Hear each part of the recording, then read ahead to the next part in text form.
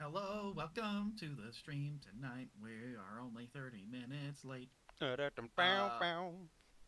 Send it.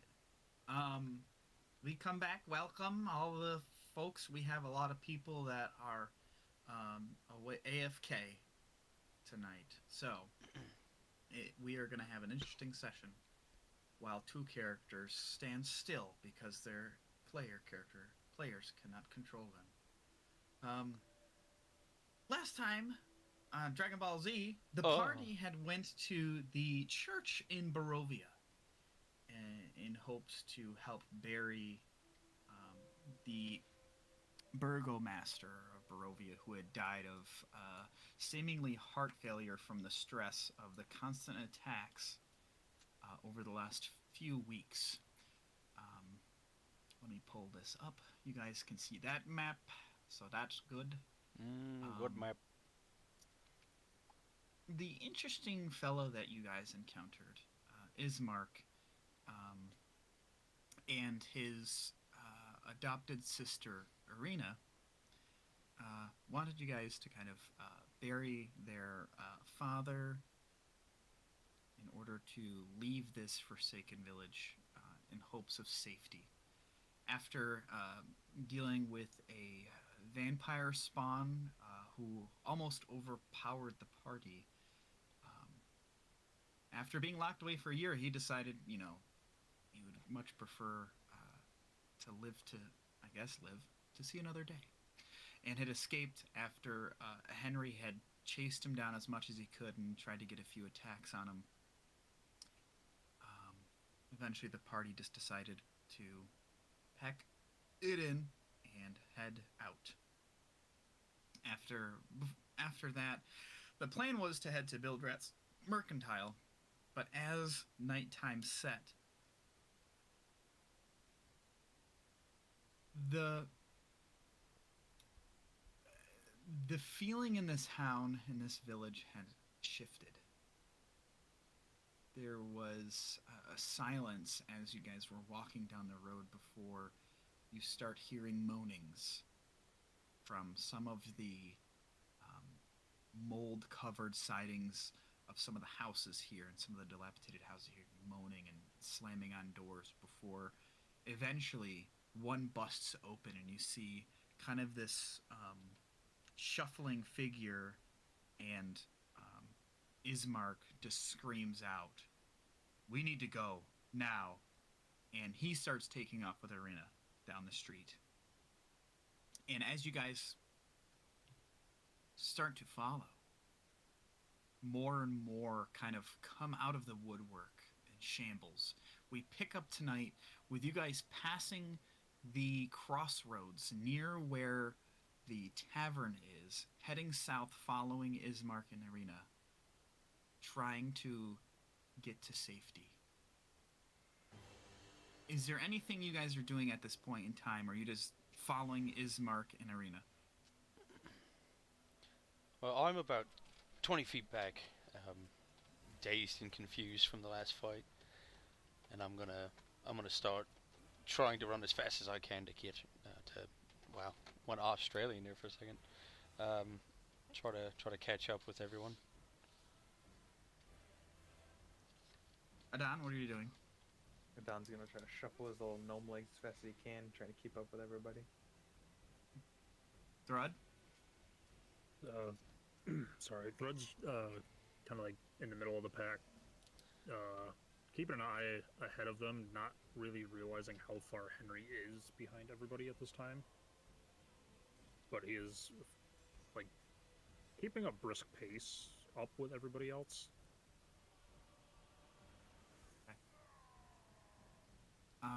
I need you all to make just straight no, let's make it athletics. An athletics check. Um to attempt to make it to safety. I'm gonna roll for Shriek and Augustus. Athletics. Oh god. Why? What? Fly, shriek, fly!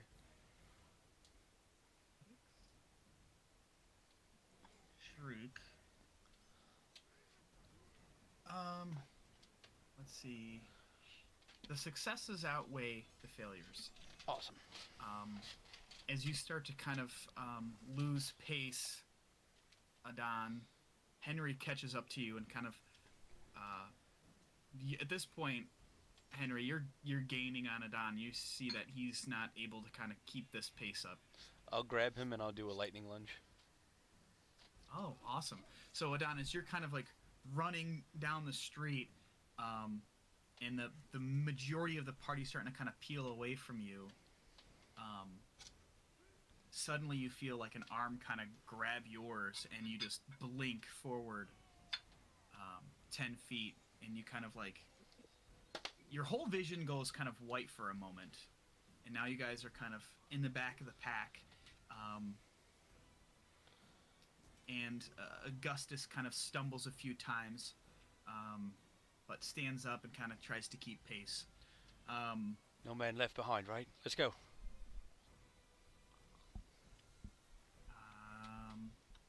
You guys look back, and the zombies are not fast, but they still seem to be kind of busting out of a house here or there. It's not long before you hear a few. Oh, I might have to turn off my noise canceling so you can hear me do weird sound effects. Oh, I definitely heard the woo. Turn off the noise suppression. None. Okay. You just hear in the like kind of not super close and not super far away, but definitely relatively near.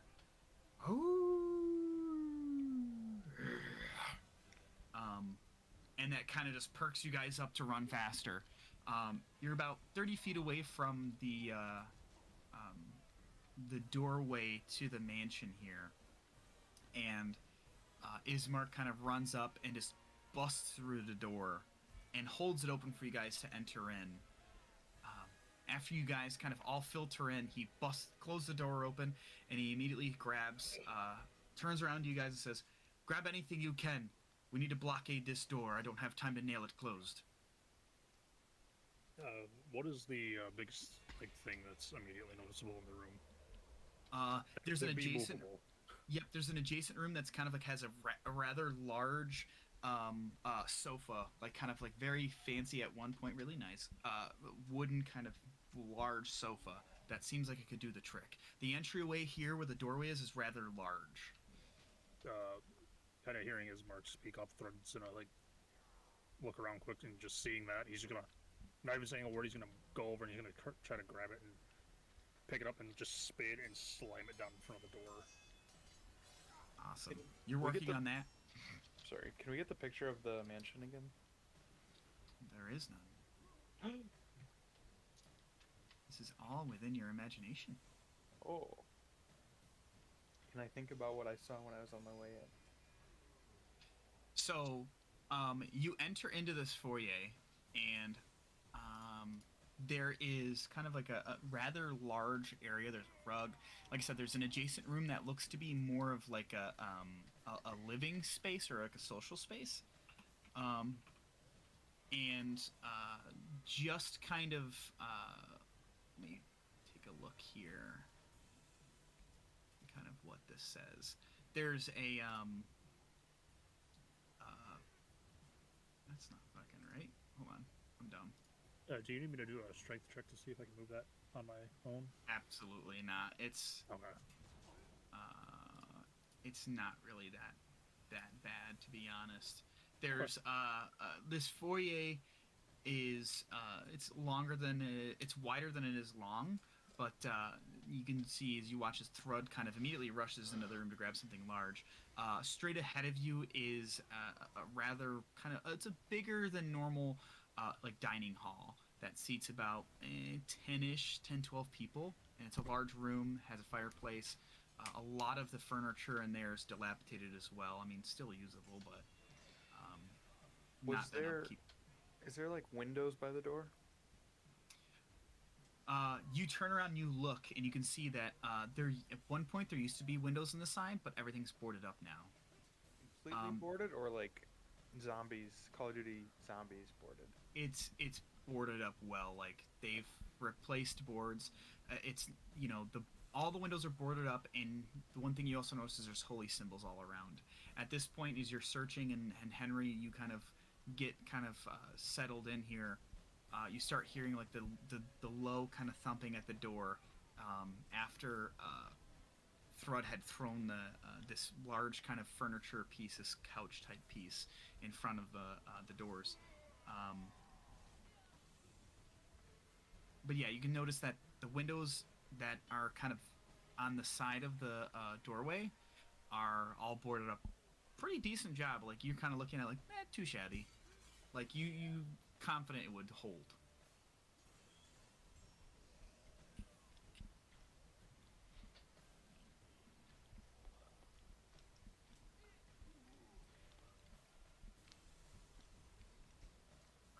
Out of curiosity, how big is a javelin?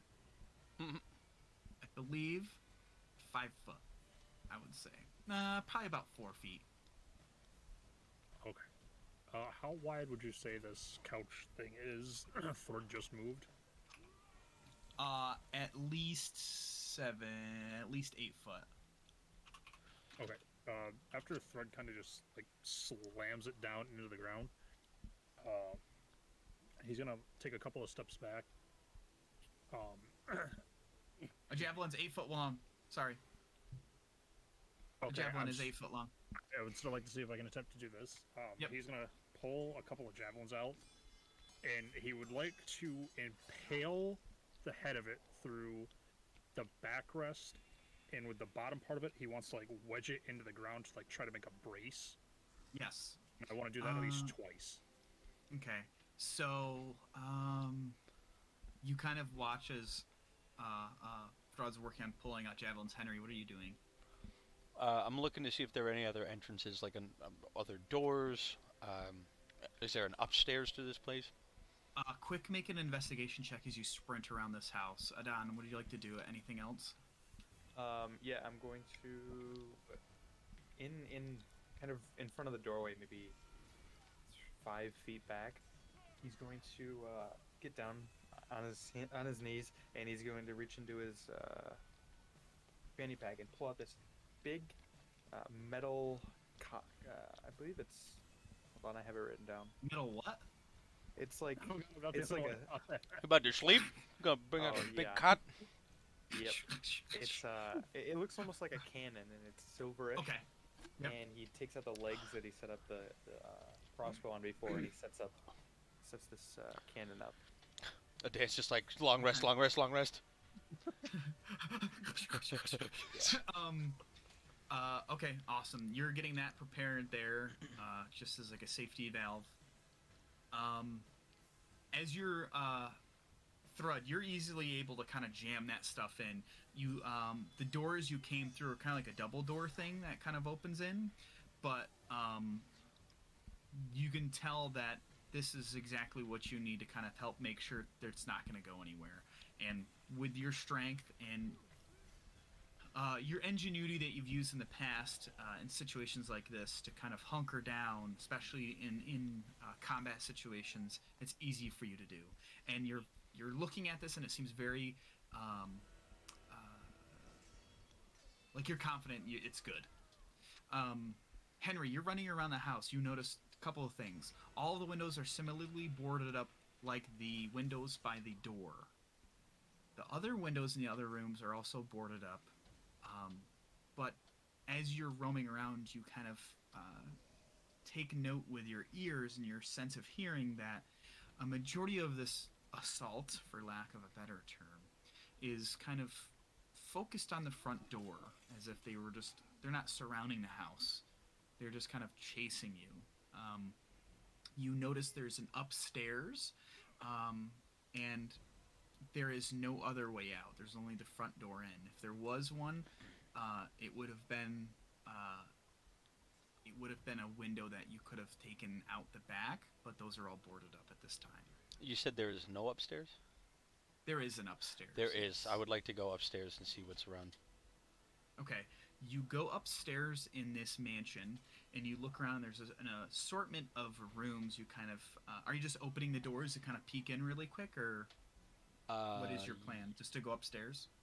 I'll go upstairs. Do I hear any of these zombie-like creatures up here? Like, did we Make a accidentally come perception into a check. house with zombies in it? Oh, okay. Natty 20, baby. There is nothing. It is quiet up here.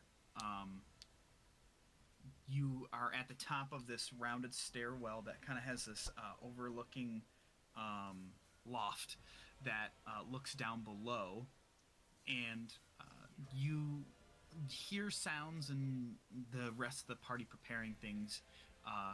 You can hear, even from this distance, you can hear kind of Augustus mumbling things to himself as he's preparing something in some sort of flask. Um, you can kind of, you don't hear anything from Shriek. But you don't hear anything up here. In all the doors, there's like, in this loft area, there's 4 doors. One north, one. There's basically one in each cardinal direction. I'm gonna start ripping them open. Doesn't matter what. I'll go for the one directly in front of me. Okay, the one directly in front of you is the one to the south. You open it up, and it's a rather large bedroom. Nothing of really note. Like there's a desk with some study materials on it, books, like a flask, some writing utensils, a rather large fireplace there, and a bed with some nice sleeping items, like nice linens, but All right. dark and quiet. Dark linens or regular linens.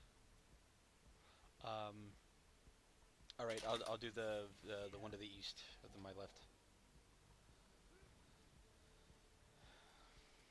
You open that door, and it's a smaller room that looks to be a small storage room. There's a small chest and a couple large kind of wooden crates.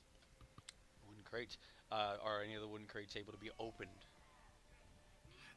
They're already open, and some of them, like one of the crates has like grain in it, Okay. almost like a rice type material. Just from quick glance in the darkness here. And the other crate is like kind of nailed shut. I'm gonna try to pry it open with my wakizashi. Make a strength check. Strength check. Oh boy. Not horrible. It takes you a moment longer than you'd like. Would you like to continue trying to pry this open? Yes. Or, okay. So you're going to focus on that. And just as the lid kind of pops open and you look inside, Adan, you got your cannon set up. What would you like to do now? I'll ask Ismark if he knows if there's any. I know this is a strange request, but is there any maybe rotting food around here, anything like that? I'm sure you can find something in the kitchen. It's in the back. He kind of points back through the dining hall. I will sprint back there and look for some rotting food. Make an investigation check as you head through the dining hall. You burst into a kitchen, and you're like, "Whoa, kind of nice." Dirty. You're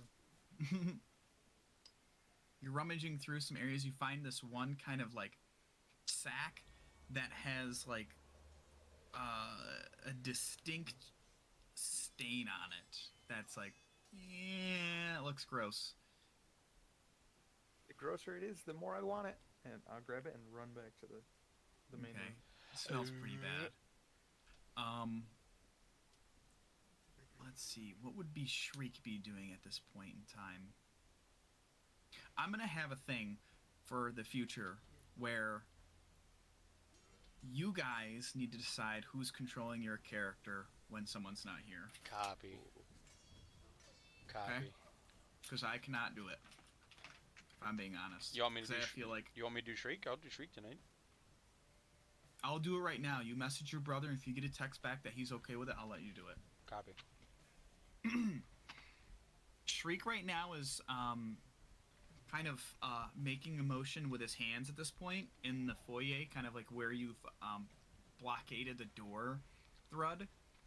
and there's just like a very, very faint glow between his hands, like he's just preparing in case a breach happens. So, Thrud, you've got this couch really well secured in here, and at this point, it's a waiting game. Irina is there, kind of. She has this kind of really decently well. It looks a little bit tarnished, kind of metal, kind of breastplate armor on, with this very kind of fanciful sword. It's like a long sword, and she's just kind of. She doesn't seem perturbed. Like this is a normal thing for her. Same thing with Ismark. But is there anything you'd like to do right now? Because at this point, it's about hunkering down. Ismark kind of looks at you and goes, well, gonna have to do something with the doors. I appreciate you trying to protect us, but damn, I love that couch. It's a good napping couch. Well, to be fair, I literally only stabbed the top of it, so as long as nothing absolutely crumbles the store, and on top of it, I'm pretty sure you can still sleep on it. He just turns his head to the side and looks at you and walks over to the window and just knocks on the wood planks that are on there and just like shakes his head. I don't think I really have anything else I can really do right now that would be kind of beneficial, so Okay. I guess Thread's just gonna kind of like take a few steps back from the door just in case, and he's just gonna kind of like pull his axe out and he's gonna rest it on top of his shoulder just kind of preemptively. Okay. Henry, Yep. in this crate you bust open, you look inside, and there are an assortment of different types of linens and cloth type items mixed in with clothes. Fine clothes, like definitely made of a better material, and you can tell they've been up here for a while. Like in this crate, I should say. Right. Okay. I'll exit and go to the door on the right then. You open that one, and it looks to be a small study. There's a bookcase that's missing a lot of books. Just doing a quick scan, there's a nice kind of sized table in here, with a couple books kind of laid out, and like a nice kind of almost like a ceremonial suit of armor that's set up in the corner, like a full like bongo style armor. Oh, finally. I'll run over and I'll try to lift it, pull it out of the room, and toss it over the banister. Like the suit of armor. like the armor rack. Mm-hmm. Make a strength check to try to drag this armor out. Damn it. It's tough. You can move it. It's just gonna take you a little bit longer than you'd like. You want to work on moving that over? I'm gonna shout down. How's it going down there? Kind of at this time, hearing Henry dragging this across the floor, not knowing what it is, Thread's gonna kind of like. He's gonna like slowly start like lowering his axe and like taking a stance as he turns his head over his shoulder to look up there. Ismark, what in the nine hells is up there? Before hearing Henry screaming. Henry, is that you?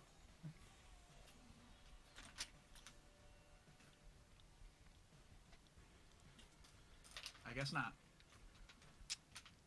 Yep. I mean, I didn't know if you were gonna do anything, Tim. Yep. How's my it bad. look? No. How's it looking down there? Well, it does help, but what are you doing? Wait, are we safe for now? Define safe. Like they can't get in. I have been told by our proprietor it's kind of a crapshoot. Oh, for fuck's sake. I'll drop the armor rack. You kind of let go, and it kind of like wobbles a bit, and kind of stays standing up. There is a book that is open on the kind of larger table.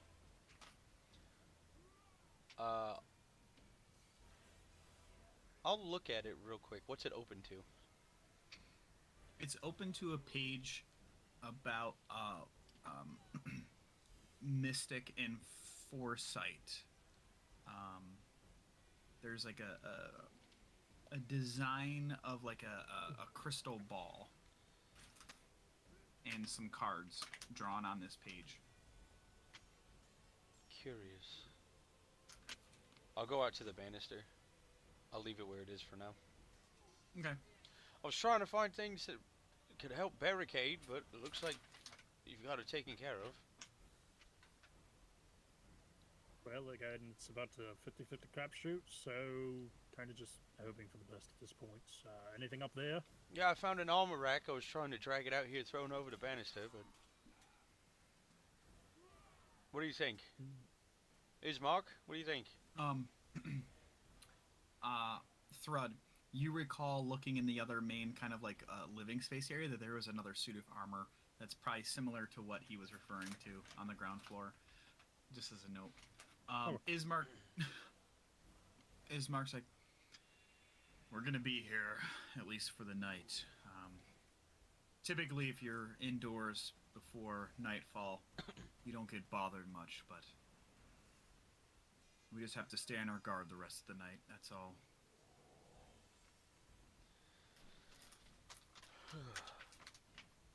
So I'm alright to sit down for a second. Be my guest. We'll keep an eye on things. Henry, like, straight out of the cartoon, just falls straight backwards.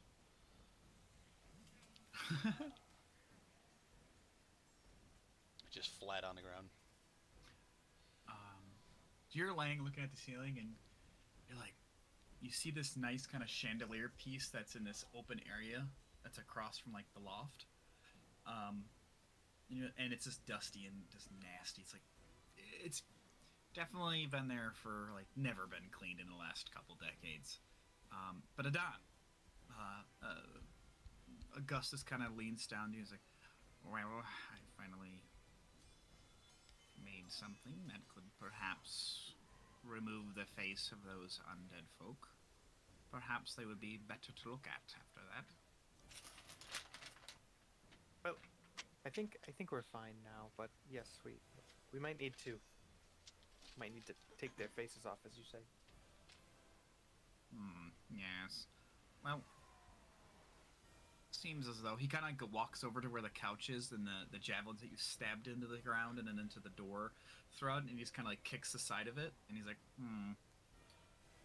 okay, well, I'm going to sit down. My legs hurt. And he walks into the dining, kind of this dining space, this dining hall.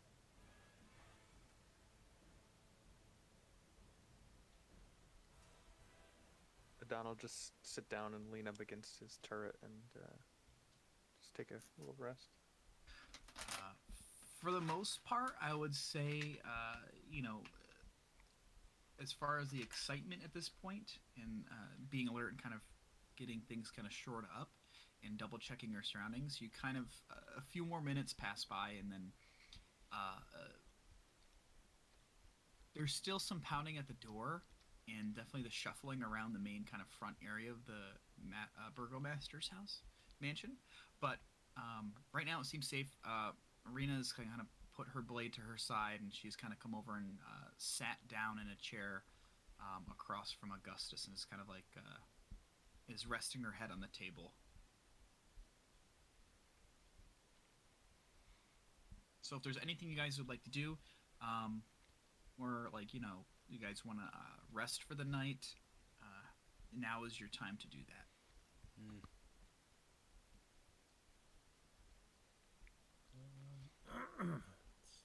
I think a rest is a good idea.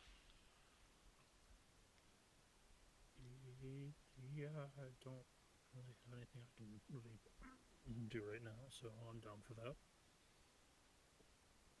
I'll take one of the watches if someone will wake me up. And when you take a nap, I'll wake you when I get tired enough that I need sleep. We'll take shifts. I'd rather one of us be on guard. No offense to anybody else. Already on it, Captain. Henry will pass out just laying looking up at the ceiling. Upstairs still? Uh-huh. Okay. Like when he says already on it, you'll see just as like his little furry fist come up over the banister with a thumbs up. And then flop back down.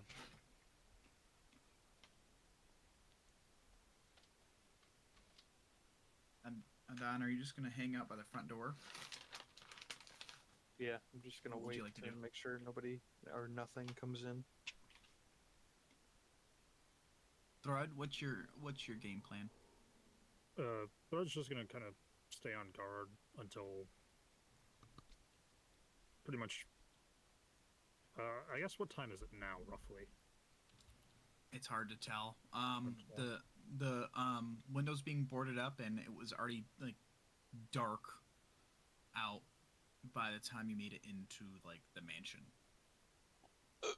So Excuse me. I was just gonna stay on guard for a little while until he kind of feels himself getting a little sleepy, and then he'll just switch out with Henry.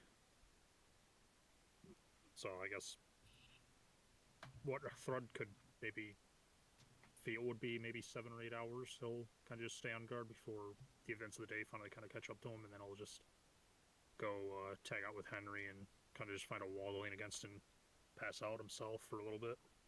There's some nice kind of fabric chairs that are in like the living space that you didn't assault.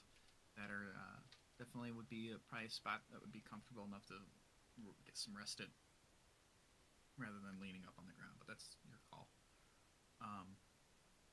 Let me see here. Oh, they suck. About in about 3 hours pass by. Adon, are you kind of staying up as late as you can to kind of make sure, or are you just resting your eyes? I'm trying to, but he's definitely like falling asleep every once in a while, and then like he catches himself. About 3 hours pass by of you doing this, kind of with Thrud in the vicinity. That the pounding and the shuffling and the slammings kind of just go silent, as if they lost their interest in this hunt.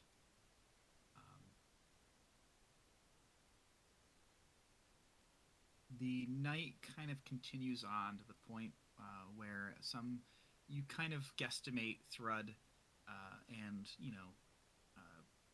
get up and then go.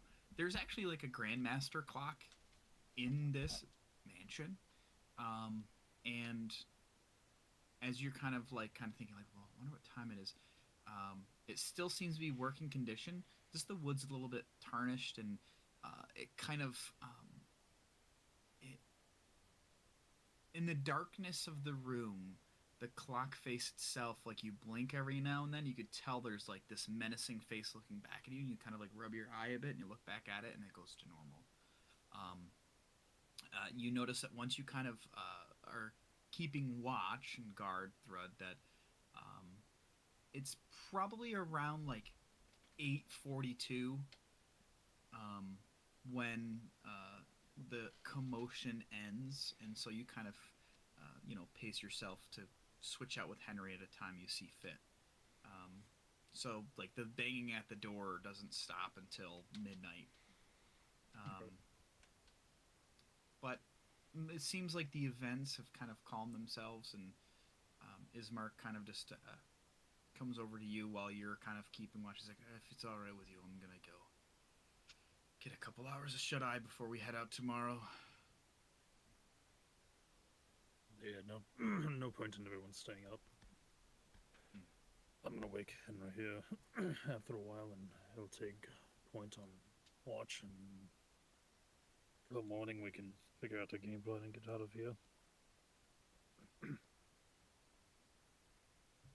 So you guys switch out. Is there anything that you want to do specific, Henry, while you're on watch, or are you just hanging out by the front door? I want to see if I can like look through a crack in one of the windows near the front door. Just see what I see Sneaky. outside. Yeah, make a perception check. I do have dark vision as well, and that's a natural 20.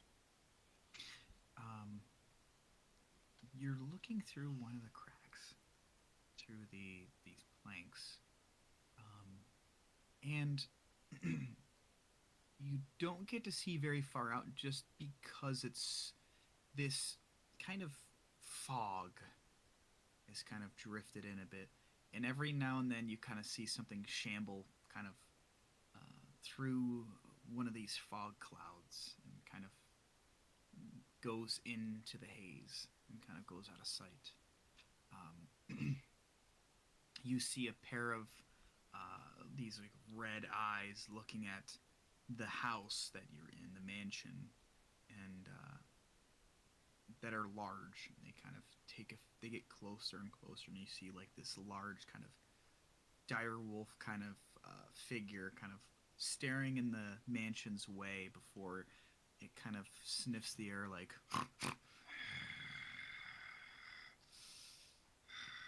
and then like turns and walks in another direction and out of sight. What's the moon look like? But Is it like a full it's moon, new moon, crescent? try to look up, and you can tell from like the area out here that it's not lit very well. So it's either it's a new moon or it's mostly covered because it's very dim out there, and you can tell that. But So whatever's happening. even in your guys' retreat to the mansion, the clouds that kind of covered the space of the sky, it kind of carried into the night.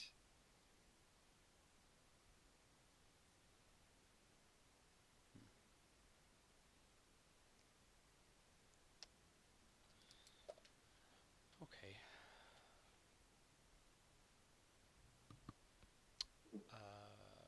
I don't think there's anything else I would like to do, so I'll wait out my watch and then I'll wake up Adon since I saw him with a turret for the last part of Uh, it. yeah, the night after that, as long as you guys aren't doing anything crazy or making commotion, goes without a hitch. Mm-hmm. It seems like Ismark and Arena are used to this at this point, and are kind of. You get the sense that most folks in this town, the village itself, just seems like infected.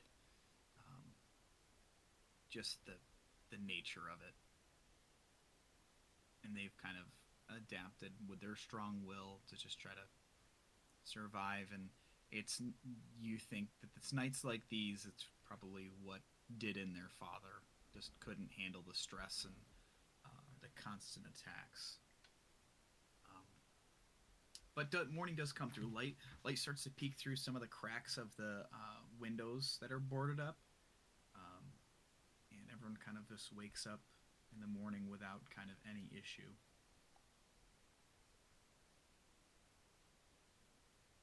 Kind of coming to, Thread's gonna get up and he's gonna just like stretch quickly and he's gonna looking around like kind of forgetting where he was at. He's gonna like rub his eyes and he kind of comes to. He's gonna look and he's gonna see Henry.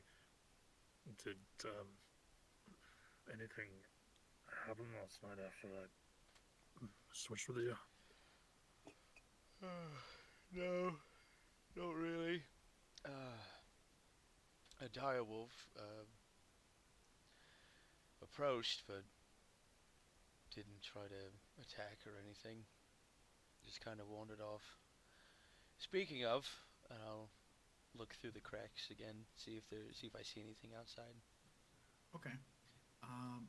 You take a look through and you can see that it's still kind of like this early morning kind of fog that's kind of much lower to the ground, and but you can see out pretty good, and it's like empty at this point, like barren. Yeah, it looks like oh, makes looks like the coast is clear at this point. No, no wolves, no zombies, as it were, if that's what they were. Speaking of, where's Ismark? Kind of stumbles in through um, the dining hall or through the living area space, and he's like, kind of stretches his neck a bit and he's like, oh shit. Well, another night in one piece. That's good. Ismark, were those zombies? Were those actual zombies? Oh yeah, oh yeah. Um, Are they the starts- are they the villagers or are they just trapped in houses? it's a mix of old villagers, adventurers that visitors from far off lands that met a not fun fate. So they are dead. Oh yeah, oh yeah, they're dead. Okay. Pretty fucking dead. Um, doesn't stop them from roaming around the nights every now and then. So this is not an every night occasion. It's just often. I think us being out in the streets after dark didn't help. Typically, for the most part, they stay in their houses. Before my father died, it wasn't just zombies. It was large wolves, larger than the dire wolves you see typically in the Really. forests surrounding, and they harassed this house quite a bit. I just told Captain Flood there was a wolf that approached the house last night, but he or she just looked for a second and wandered off. So Yeah, typically if dire wolves in the forest are rather smart and they're cunning, and I'm not going to waste their time trying to get in here. They've tried in the past.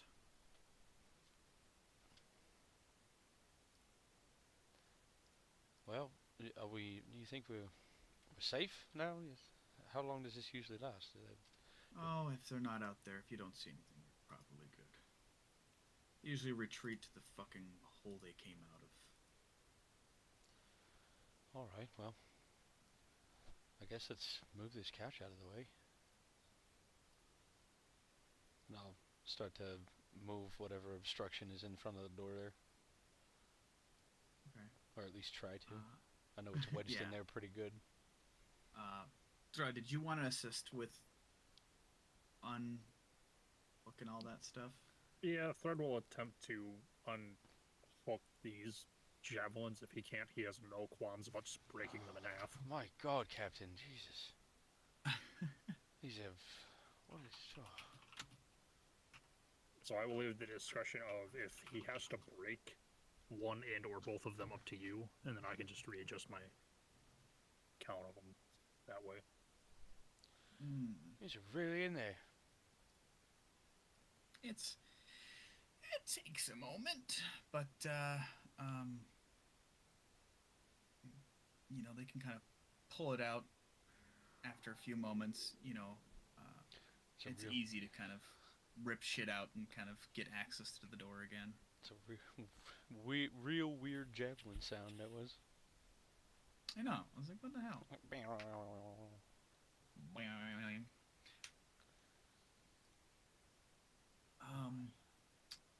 So right now, you guys are early morning. You guys kind of unblockade the front door. Arena is still kind of,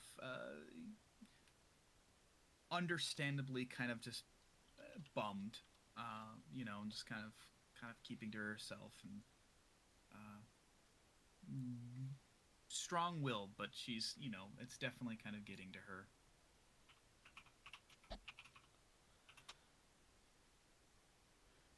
Alright, well, I guess we should be off then. Maybe? Yeah? Well, I mean, we can either attempt to leave now, or probably wanted to get some food in our stomachs. We really haven't eaten much of anything since we got here.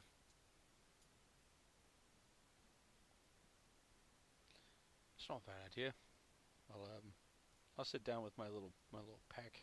I'll pull out a ration. So Did you just hear from your brother yet about playing this guy? I have not. What a chode. I was gonna watch as Henry kind of grabs a ration out of his bag. He's gonna kind of like gently tap him with his foot, and he's gonna shake his head. Ismark, is there any way I can make a fire quick? Oh yeah, that's totally fine. He points back to like the. He's like, you could use the kitchen. It's totally usable. There's wood in there and Just a fire. Just fire in the middle of the living room. yeah, whatever you need. So it's gonna kind of just like set his great axe against a wall. He's gonna head to the kitchen and he's gonna start a fire up. And I would like to cook the direwolf meat that I have. Okay. Would you say 2 pounds would be enough to feed everybody that is in this house currently? I think 2 pounds is enough for you, maybe. Yeah, yeah. I could eat like a whole pound of taco meat, homie. I mean, this is my fat ass and I love tacos, but I feel targeted, but okay. Oh yeah.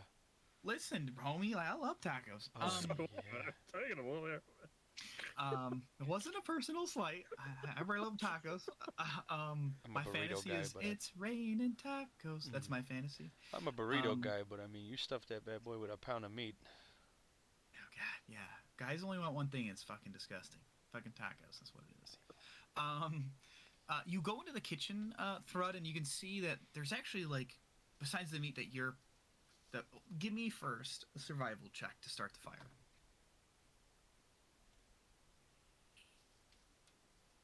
Yeah, nice. You kind of get it started up pretty quick, and you're like, that's what I thought.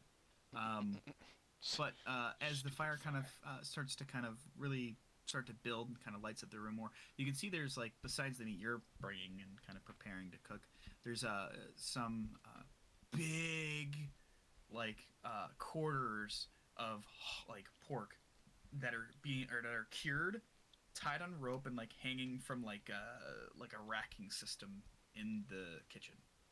So like if you wanted to, you could fucking lop some meat off that and cook that up if you wanted to get some food for everybody. Yeah, Throttle kind of like seeing those there as he puts the direwolf meat down. He's gonna like kind of like spin it around a little bit just to see if there's like anything worth cutting off of it, and he's gonna like anything he finds, he's gonna pull out one of his hand axes. He's gonna kind of like kind of getting everything into a pan. He's gonna start cooking it, and then he's gonna pull out his spice pouch, and I want to do. Hang on, let me get my notebook. That way I can write down what I quick. Yeah. So I Spice want to get pouch. a few things out of this. I'm gonna do salt, pepper, a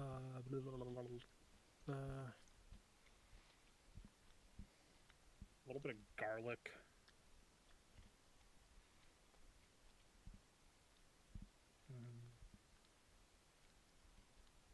Yeah, we'll do that. So we'll just do 3 out of it for the time being. Out here sounding like the Google Food YouTube channel. Hell yeah, I love it.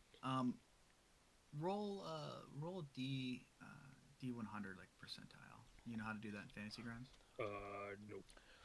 If you go to your D10, if you right click, you can hit the. It'll come up with a wheel of different things you do. Do the percent. Do the percent. Okay. You pull the spices you're looking for. Not an issue. So you use 3 of its charges for the day. Yep. Or is it 4? Sorry. 4? 3. Okay. Salt, So you pepper, use and those- garlic. Yeah. You prepare the meats and kind of heat up some of the stuff that's kind of around to make at least a meal to kind of get you guys started for the day. Smells delicious. Kind of cooking all of this up. Thread's gonna, as he's kind of getting it close, then he's gonna peek his head out of the kitchen. If anybody's hungry, I've got Like, how's breakfast? Up your subs. Henry's gonna look at you, and you're just gonna hear his stomach go. Oh yeah. Thrud. Me? Yes. One moment. You're now proficient in the cooking. Oh god, it killed somebody. Oh, that food was not good. The music said so. Your stomach after eating Rod's food. It's a cursed spice pouch. Not the cursed spice pouch. Oh, did they bedink? Did they move it the other? They did. They did, yeah. He's talking to him about what he's just done. The God. murders he's just committed. Just assassinated Augustus. Yeah, that was his whole plan. Now he's out. No. That's alright. That's right. That's right. All right. Don, what are you doing this morning? He's still sleeping. Okay. Oh man. Ever through the tasty meats? Oh, maybe once I smell some meat, then maybe then I'll wake up. Oh yeah. Adon, roll d20. Oh no.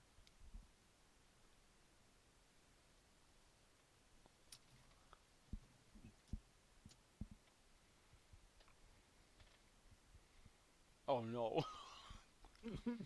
You're killing everybody. You're next. Woohoo! He said you're next. Guarantee, you're next. This is amazing. What's out here crapping his pants? Oh. Oh yeah. Come on. I gotta see. You gotta roll high, baby. Oh. I don't know why I didn't have to roll. That's kind of weird. I think it's because you're tasting it as you're like cooking it, just to make sure it's okay. No, I don't think. I think what's going on is not tied to that. Oh. Oh no. Because Thrud didn't eat yet. He just announced to everybody that he had food. Food. Food's ready. Uh oh. Just the smell of it. Oh. Your body's already like, yeah. Okay, we're good. It's no bueno. Homie out here just like, yo, give me that salt, pepper, garlic. That's all I need. Okay. So. Val. Thrud, you're cooking foods. Henry. Yeah. I'm running right out into the kitchen when he said food's done. Okay. I'm gonna grab me a piece. Adon, you're awake now? Then jolts awake and he looks around. He's sweating a little bit, and he runs to the door and looks out and notices it's morning. And then he kind of calms down and joins the rest of you. How tall are you? Three something. You gonna Three use three, Oh, yeah. So tall, not Sorry. old. He's a repeating 3.33333. yeah, straight Yeah. up. He just gets wider. He never gets taller. Looks clear out, and it's a little bit of that low fog, like morning cool dew that's kind of blanketing the town, and it's like almost pretty to look at early in the morning like this. It's like it's light outside, and there's like this like it almost like the farther out you look, it almost looks like snow farther away because it's so white and it just blankets the ground. He'll look for a second, and breathe, and then he'll join the rest of the group where he smells food cooking. Okay. Arena and Ismark join you, and Arena goes, oh, I made some food. Starving. I always like to eat when my nerves get to me. And she kind of helps herself to some food, and she goes over to one of the cupboards there and kind of grabs some, like, very hard-looking bread, and she goes and grabs, like, a knife, and she's, like, just, like, hacking away at trying to get a chunk of it off. But, she's successful, and she kind of eats her meat in, like, this really, like, it's basically a giant crouton. this piece of bread. Um, but you guys do eat, and Ismark kind of gets something to eat as well, and everyone's kind of like loitering around in the kitchen rather than this massive, like not massive, this large kind of dining hall because it's kind of been set in, um, as you guys have kind of been, you know, popping around here and there. Um, it's the dinner setup in here has not been touched. Like there's plates out, there's like molded, like rotted fruit basket. It's like a longer table. Like I said, it seats like 12 folks, and there's dinner plates, silverware, and like these cloth napkins that are like set, but it's all under a layer of dust. It's not been used. But you guys eat breakfast and everything is delicious. So Ismark, we're still mm, we're still leaving, correct? Yes. The sooner we can get out of this fucking village, the better. Mm-hmm. Um, I've heard good things about Valaki, and one of the things I did hear, and was probably for the best, is they don't allow the Vistani in the village there. So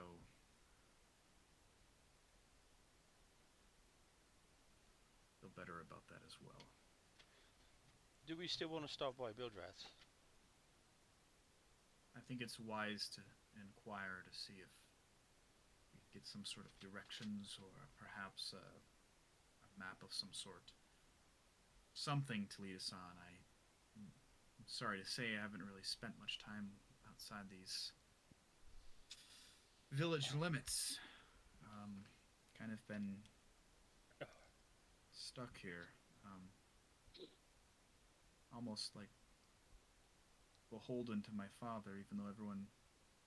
Anyways, yeah. I would recommend that. I take it you guys have not been here long. Mm-mm. No, definitely not. Well, we'll be heading into unknown waters. My sister is strong as anyone, and so am I. Put my head to it, make it there. It's a little northwest from here. I do know that, but Mm-hmm. Old Svalich Road is dangerous if you stray from it. There's things, people, Strahd's spies, for lack of a better term, lurk.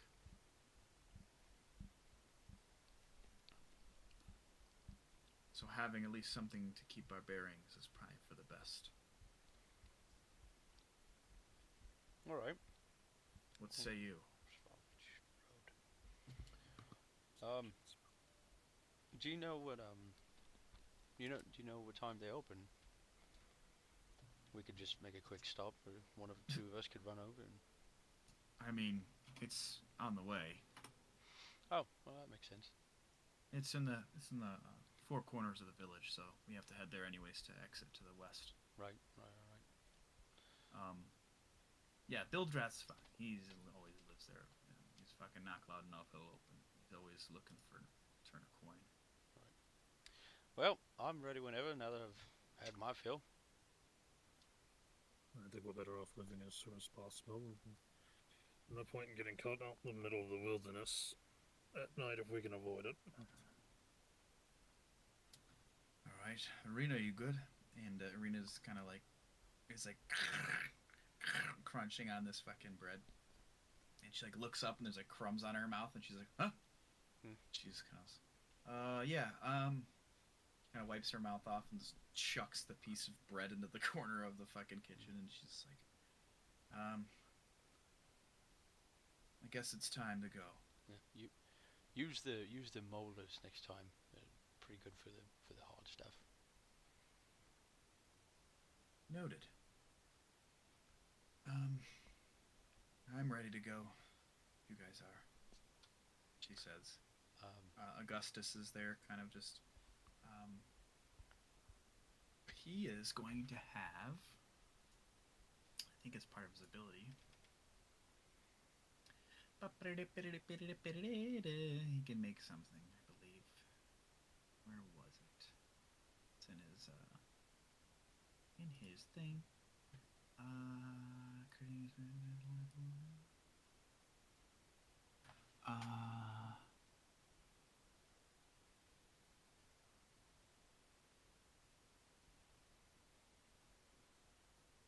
Okay, yeah, he's going to make a healing potion before he during the nighttime, and he's going to what's his intelligence modifier? Nice, holy fuck.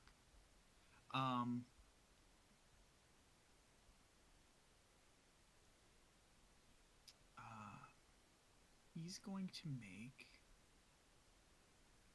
Let's see, how many flasks does he have? That's what we're gonna do.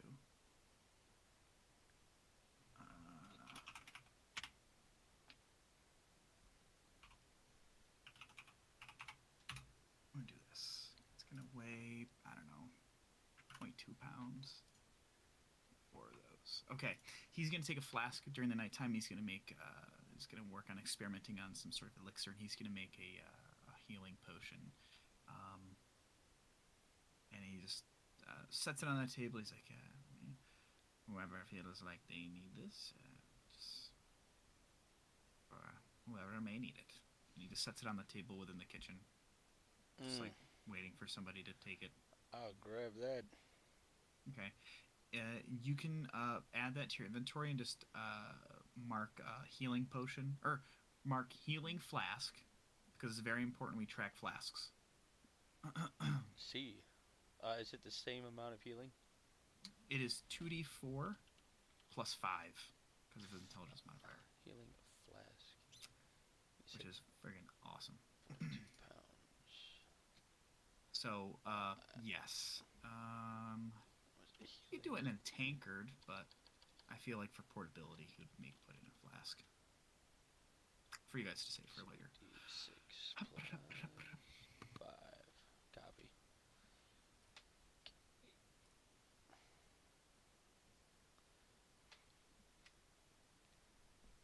Alright, well. No mucking about, I guess. Who did he give the original flask to, actually? Not me. He gave me something like a flying something or something Yes. like that. That.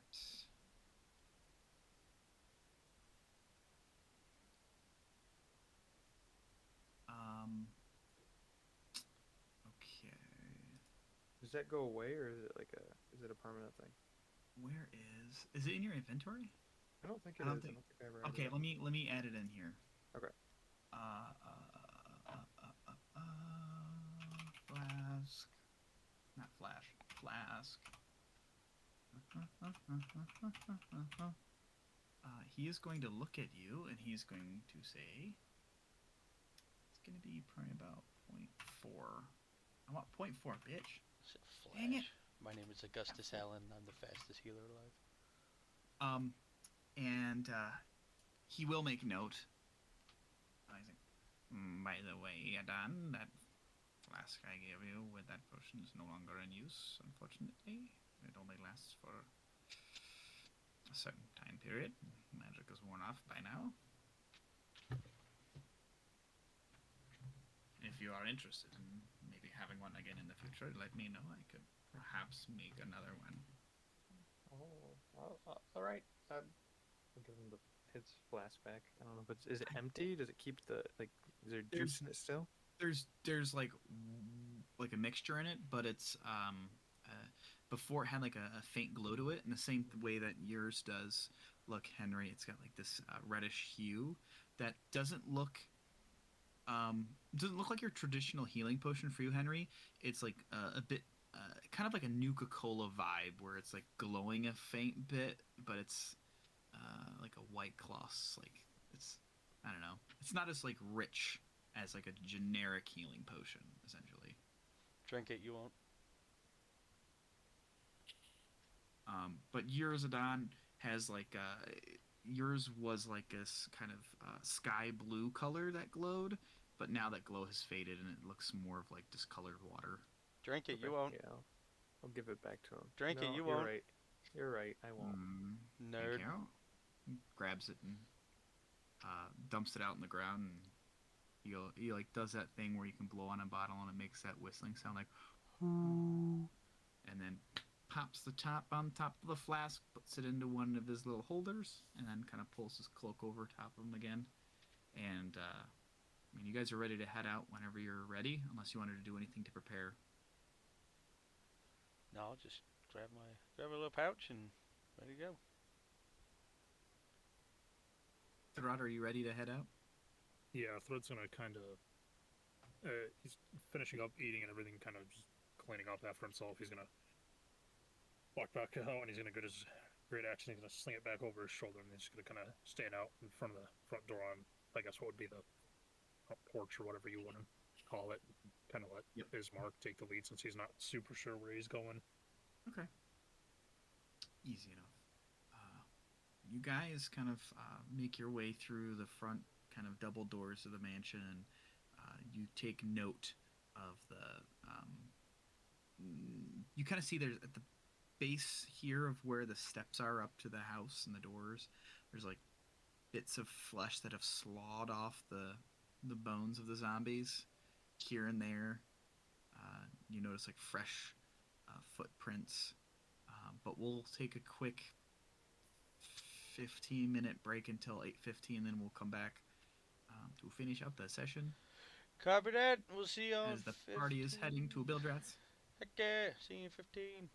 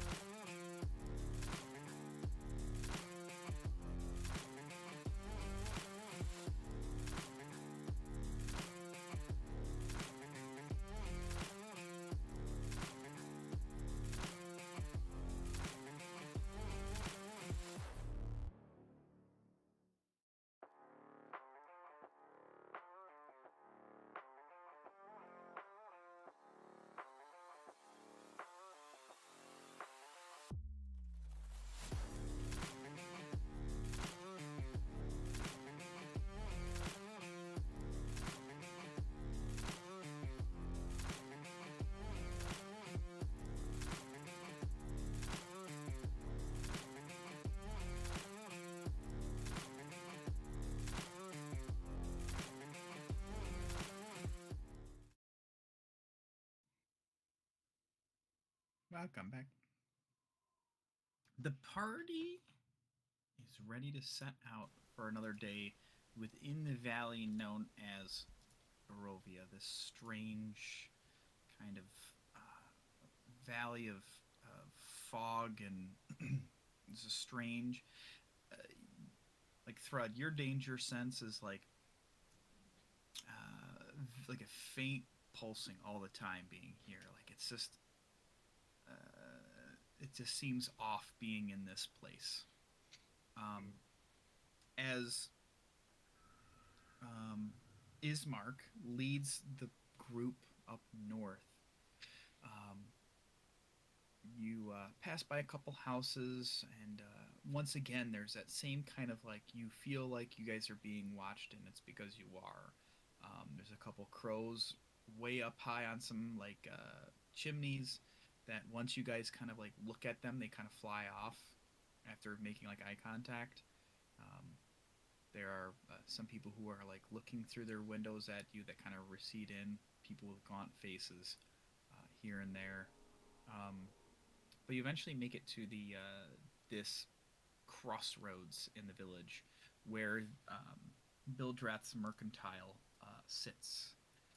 And once again, you look at this building, and there's this sign that hangs over the door that kind of this, in the little breeze, uh, just kind of squeaks in the breeze, and it reads Bildrath's Mercantile. But right now the door is closed. There's no signs outside other than like the sign above the door. Ismark kind of leads in and kind of opens the door. He knocks first and then opens the door. But there's a small little bell that dingles as he opens the door. You guys heading in? Yeah, I'll follow him. Follow him Okay. I'll also follow him. Adon. Sure, I'll follow. You do come inside, and Augustus heads inside with you guys, and Shriek kind of like hangs back a bit, I would say, and kind of comes into the door, and you can see there's like this nice bear rug that's in the middle of like this shopping space. There's different items that are set up on tables. There's like this kind of bar area that's been repurposed into like a sale counter, and there's barrels along the wall. There's a couple bookshelves, but like this looks pretty decently clean, um, and he kind of pops up, and you see there's just this older male human, um, and he kind of has a little bit of like a not disheveled hair, but it's not kept very well. It's maybe about medium length, and he's got these leather straps as like suspenders or something over top this flowing kind of shirt, and he's drinking something, and he just looks at you guys kind of. He's like, Ismark, welcome. Welcome to you all to my place, Bildrath's Mercantile. How may I help? You may peruse my wares. I believe we're looking for a map of the area, if you have one. Looking for a map, eh? Right. Okay. Okay. Let's see here. And maybe, Kind of, maybe what? maybe anything out of the ordinary as well? Let's look at some things quick. What exactly are you looking for? Well, definitely the map. I'm sure I can cobble something together. And then anything, maybe anything interesting you have laying around. Let me take a look, sir. Where are we? Items. I don't think it's considered a table. Oh, here we go. This button. Haha! I found it. Beautiful. He's like, everything you see out is our inventory. Do you want to like kind of peruse around a bit? I sure do. You see loads of different stuff, like all sorts of things that just kind of let me see, let me open this up here. Boop. That kind of hang out. There's amulets. There's rods. There's staffs. There's an area where there's some wands laid out. There's different types of backpack with an assortment of gear. There's a lot of things in here that seem to befit adventuring or hiking, things of that nature. Like there's a bit of everything, so it's a bit overwhelming. Like I could sit here and go through his inventory, but it's more of like, what are you looking for in particular? Bildrath kind of looks at you perusing Henry's like, if you're looking for anything magical, you have to go to a different store. Congratulations, you've walked into Gander Mountain. Apparently. All right. Well, does anything catch my eye? I guess it depends on what your eye gets caught by. Oh God, never mind. How about this? Roll a d20. Okay. Just straight d20, and I'll give you something. I just want to know if there's anything interesting in here. Anything like not normal, you know.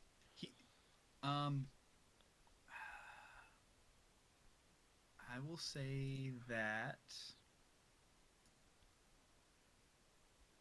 there is. Let's see from this table. What would interest Henry? That would be odd. Well, I rolled a 9, so. Yeah, I mean, it'd be like a 1 where I would be concerned. Is there anything that looks fey in here? There is a strange wooden apparatus that does pique your interest. Wooden apparatus. It's built at like an L angle. It stands up on end, and there are these poles that are. This thing is maybe about a foot tall, and actually it's not. It has a. Anyways, there's engineering to it, but there's like these rods that go through it, and it's like a frame, like a wooden frame. And there's these rods that go through it, and these like beads that are like on the rods that seem kind of strange. What's that over there? Kind of, he stands up on top of the chair that's behind the sail table, and he goes, "Oh, that's an abacus. Helps you count." That's pretty neat. I'll just continue looking around, but definitely need that map. If you're looking for something that's kind of cool, there's a kind of pulls out this flask, and he goes, "Seems like what's out there right now doesn't really interest you. If you're looking for something a little bit more special." Kind of leans over, like, "Ismark, please don't tell your father that dealing in strange things. I don't think he'd be happy." And Ismark just kind of looks down at the floor, and he's like, I don't think it's best to talk about that right now. Village will be in. They will not be able to handle the news. Yeah, lips are sealed, Bildrath. Bildrath then focuses his attention on you, and he's like, "This flask here.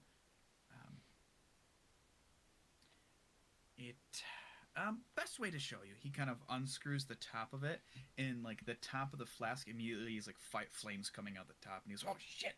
And he like puts the top back on. And he goes, "Well, and it's like this glass vial that's like filled with like this kind of like transparent orange fluid. It's like, this here's um, a cool little item I got from the Vistani when they passed through. Called Alchemist's Fire. Sure you can figure out a use for it. It's pretty neat. Alchemist's fire. What'll that run me? About 500 gold pieces. Well, how about that map? Oh, let me go take a look in the back. Ismark, keep an eye on these strangers, and I don't want them lifting anything while I'm in the back. And Ismark just kind of like chuckles. He's like, "Yeah, I got you." While he's doing that, can Thread look to see if there are any books that Bildrath has for sale? Yeah, there's like a bookcase off to the side that's an assortment of like recipe books. Oh my god, tell me you're looking for a cookbook. There's recipe books. There are there's like a shelf that's all like religious type texts. There's another section of text about um, foraging and just odds and ends. To narrow down my search, are there any books on either medicine or like plants that I guess would be classified as like spices? Oh yeah. Roll a d20 based on the intelligence. Make an investigation check. That's the one I was looking for. Sorry. Hey, pretty good. Um, there's the one book. There's not anything that's like specific about like medicine per se, but there is a book that's about medicinal herbs for like home remedies of sorts. Thread will That pull seems that. to be pretty close to what you're looking for. Thread will pull that off of the shelf, and then just for the heck of it, he will see if there are any like cookbook style things on there. Like Oh, that. in the shelf? Yeah, that Oh, kind of like hell yeah. would be out of like his wheelhouse, like things he wanted to have grown up around, or in his time with the Lord's Alliance wouldn't be like familiar with making. There's like a desserts cookbook. There's the desserts cookbook, and there's also a cookbook. Strangely enough, that talks about the different things you can use uh, a rat's corpse for, like cooking with rats. Cooking with rats. I guess Thread will just grab the desserts book as well. Okay. It's amazing. All right. He's gonna kind of grab him and he's gonna kind of set him on the counter and wait for Bildrath to come back. I'm so proud Okay. of you right now. Who, me? Russell. I love it. I love Bill this. Death comes back. Oh my god, I got like a piece of Dorito in my freaking throat. Not the Dorito. I was coming for Tim. Oh my gosh. Nacho cheese hit me like a shuriken. Definitely nacho cheese. Oh my gosh. Okay, I think I'm alive. Bill Drath comes back with like a rolled up piece of parchment. And he goes, I think I have something that you may be interested in. I see you have some books over there, sir. Would you like to bring over here to the sales counter? And you, little guy with the cool goggles, what do you got over there? I'm just looking for anything that you have metal, anything I could melt down and create things Oh. with. Oh, hell yeah. I have, over there, if you look, there's a box of caltrops. 2-pound box for 10 gold pieces. I like the sound of that. Yeah, bring it on up here. I know as Wait, Bildrath like speaks to everybody. Oops, sorry. Go ahead, JD.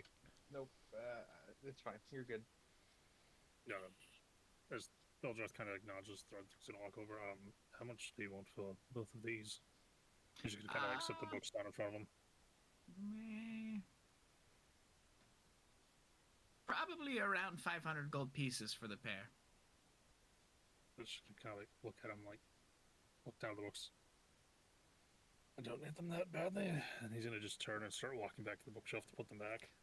He's kind of mumbles to himself. Well, if they want it that badly, they'll pay for it. Anyways, you gonna bring that stuff over here, little guy? Reach down and like really try to pick this box up.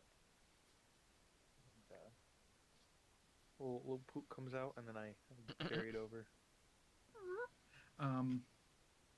Yeah, you bring it over and slam it up there, and it's like looks like it's made of like iron or steel. Probably most likely iron.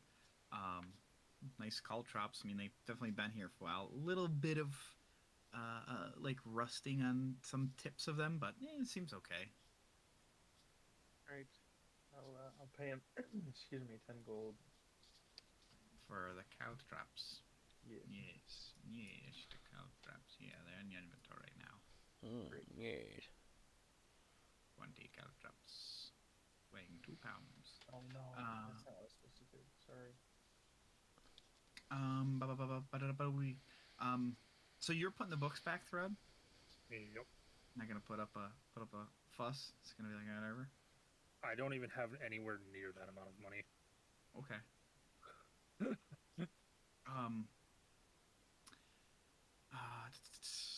Arena kind of follows you over to where the bookcases throughout, and she just kind of like leans into you. And she's like, "This guy's a fucking dick. He just charges crazy prices because he's the only person in town.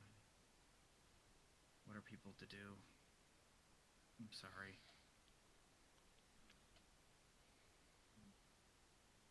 Not your fault. I'm sure I can find better books somewhere else. And that like last part of that threat is literally gonna just make sure it is loud enough for Bildrath to hear Mm-hmm. before he just slides the books back in and turns and walks towards the door. Okay. He's kind of like looks over to you and he's like, "Well, sorry, I guess. Okay, whatever. Get a job. You're looking for a map, right? Henry? Right. That's correct. Oh, well, of the valley, correct? Correct. Yes. Well, I do have in my possession a map I'd be willing to part with for. Let me do some math here in my head. Probably really close to around, I don't know, 100 gold pieces. You want 100 gold pieces for a map of the valley? Supply and demand. What? Don't have it on you? Hearing this, Thread's gonna like stop in his tracks. She's gonna raise an eyebrow, like, did he seriously hear that correctly? And hearing Henry kind of question him again, Thread's gonna turn and he's gonna just slowly start walking towards the counter. Okay. Oh, you're back to purchase the books? Thread's gonna like stop as he reaches the counter and he's gonna turn and look to Ismark. Am I going to get into trouble if I do anything to this old man? Yeah, I'd prefer not to. Yeah. I'm not going to kill him. I'm not going to hurt him. Are you saying this out loud? Yes. Obviously. Bildrath goes, "Periwimple, get in here," and out from like the back room comes this rather kind of large human and like built, no shirt on, just like these like leather pants that are kind of like this going down to the bottom, and he's got like a pair of boots on, and he's just got like this ripped muscles, and he's carrying this spear, and he's like, hey uncle, any problems in there?" And he's like, "Yes, this man is attempting to threaten my life. Right before the burgomaster's son, no less." I mean, if you recall, he did say he wouldn't kill you and he wouldn't hurt you. So it's not actually accurate what you're saying. Question: if I said I was going to break your knees and smash your face in but leave you alive, is that me still threatening your life? No. It's you threatening Yeah. my well-being. Wow. You guys aren't from around here. That is correct. Maybe you should go grab a book. How little many guy. how many people are actually coming in here asking for a map? Eh, Since you say you have a supply and demand. s- some people. When's the last time someone came in and asked for that map? Um, I don't know, a few weeks ago, maybe. Doesn't seem Maybe. like you have much demand for it then, does it? Can I, Thread's just gonna let a small chuckle as he turns to look at Henry. Well, do an insight check on that? yeah, for sure. I wouldn't pay any more than 20 gold pieces for that map.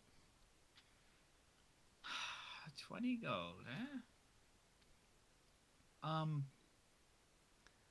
I mean, like, he's obviously bullshitting it on, but, like, other than that, it's kind of hard to tell. He's obviously bullshitting through his teeth. um, Bill Dretz kind of, like, looks to his nephew. He's like, well, I'll tell you what. How much do you want to pay for this map? And do you want the whole thing? Because I can... It's worth 100 gold pieces here. That's what the price is. If you want to pay a little less, I can give you a part of it. Do you need the whole map of the valley, or are you just trying to go somewhere specific? Can you roll it out for me? No. Ismark, Yes. no, Ismark. Yes. There we go. Sorry, I heard Bismarck. I got confused.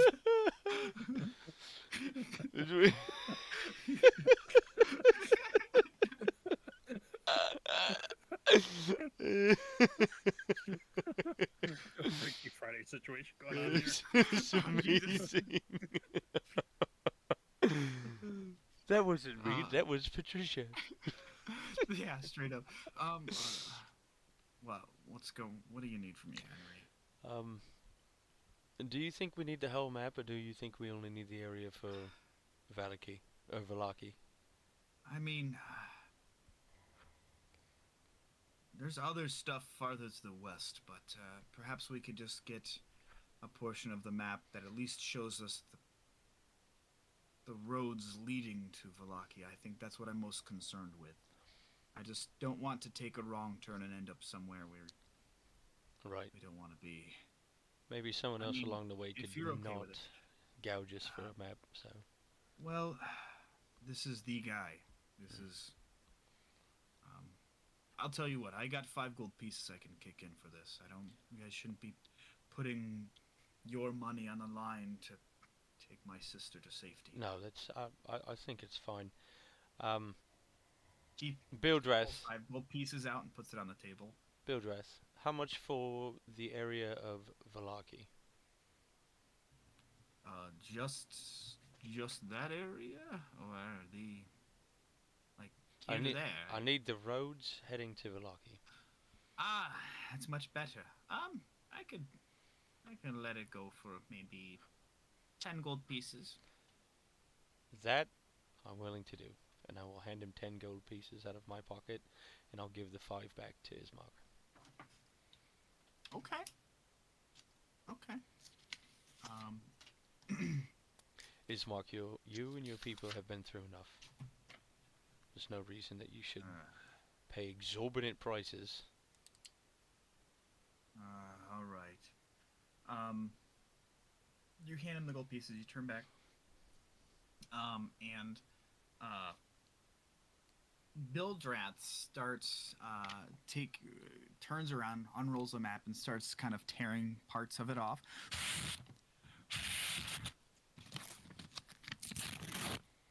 And make a perception check, Henry. And you too, Thrud. Perception? Oh, that is Yes. cocked, and you're going to give me the 5? Okay. You notice he like kind of throws the pieces of paper on the ground, and kind of presents to you a weathered, kind of faded map, but it still has the ink shows through well, but like the parchment itself is kind of like yellowed a bit. Um, but it seems like it has the area that you're looking for. Ismark, does this look about right?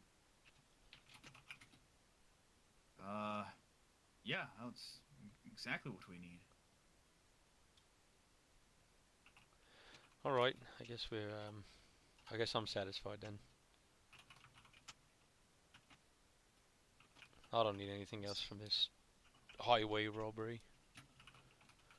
Hey, this is a highway, Old Svalich Road, and we're right on it. Be And nice to the old man. this is a robbery for sure.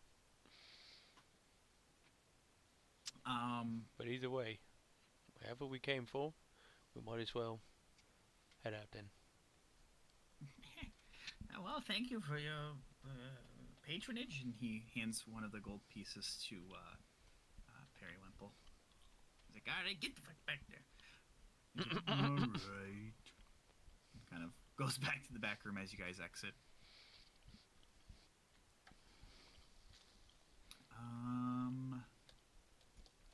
Let's see. Let me share this with you. Do do do do do do. There you go. There is your map. There is my map. If it'll load. It is kind of nice, high quality. So. Oh, okay, so my bad that it's such a high quality image. Well, yeah. The problem is, it's just the default images you get are lower quality, specifically so that way like you can share through like cloud stuff. So like sometimes like the bigger images take some time. All right, cool. You got it. I got it. Yep. So the first thing you kind of see is there's this massive lake that kind of appear that you can see on the map.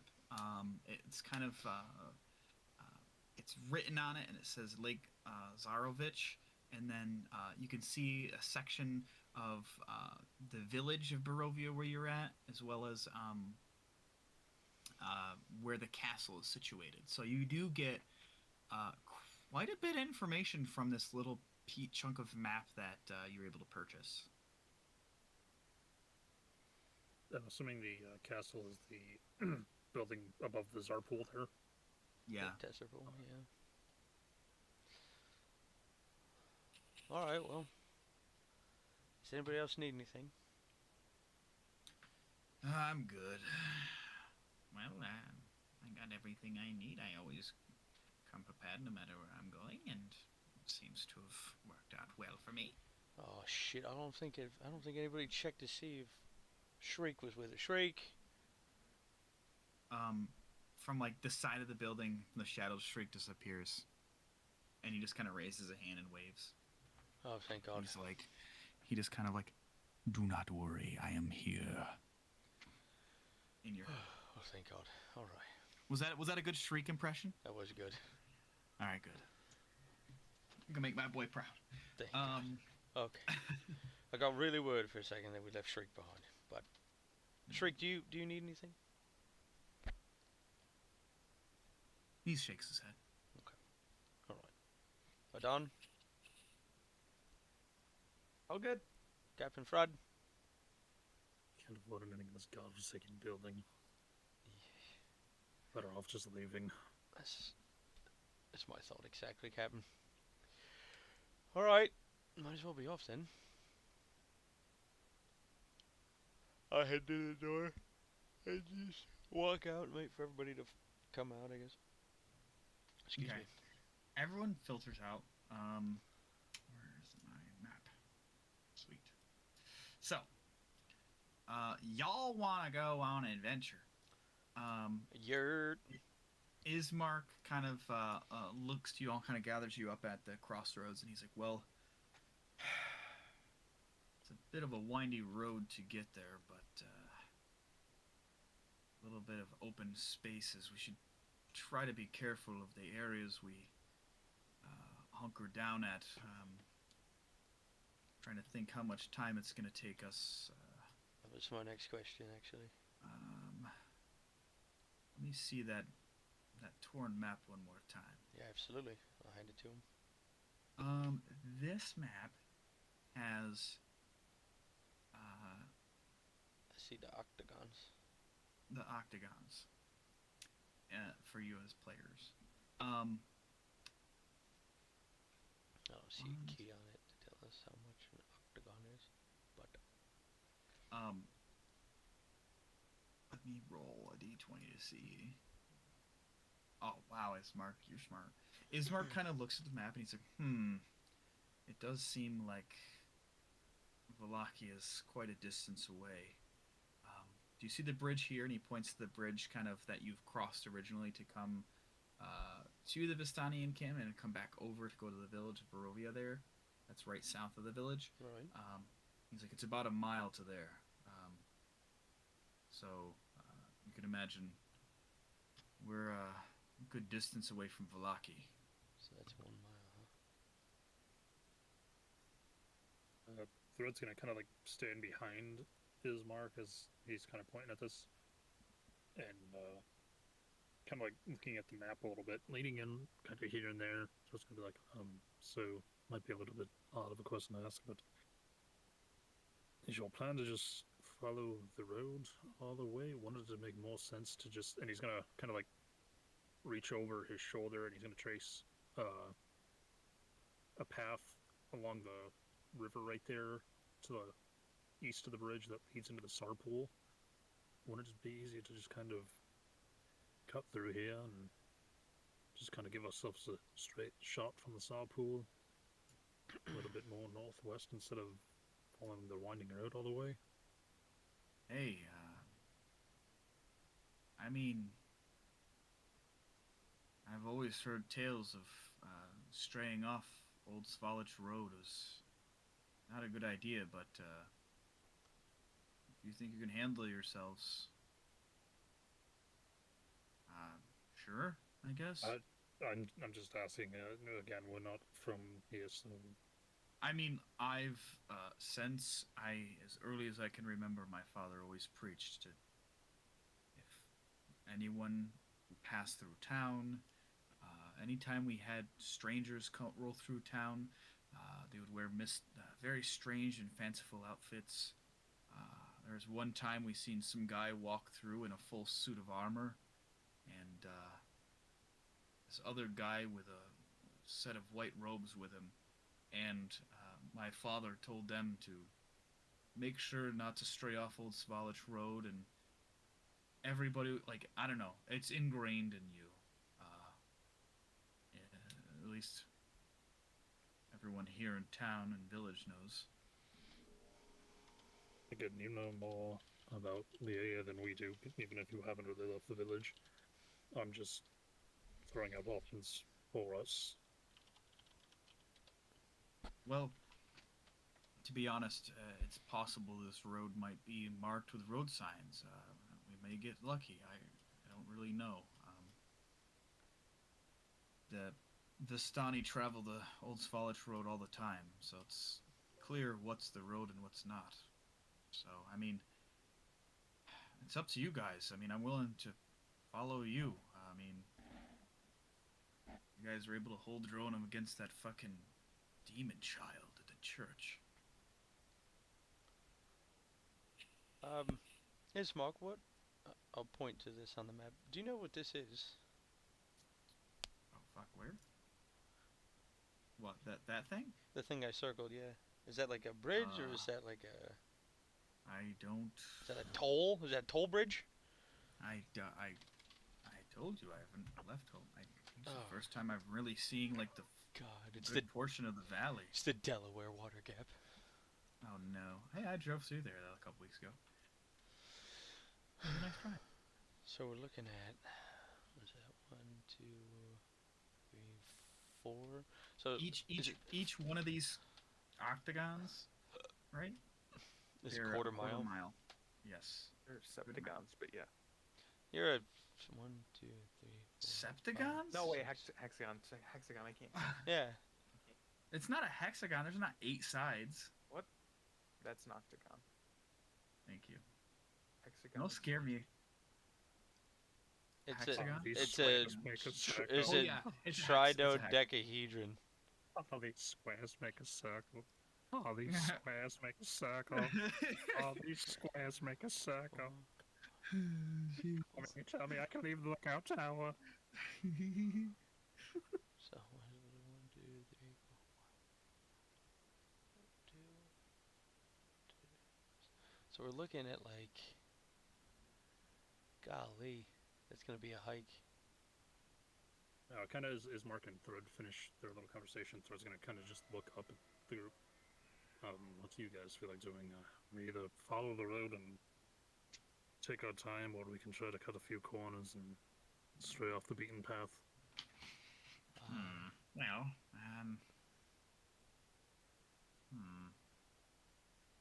you have heard the saying about the road less traveled.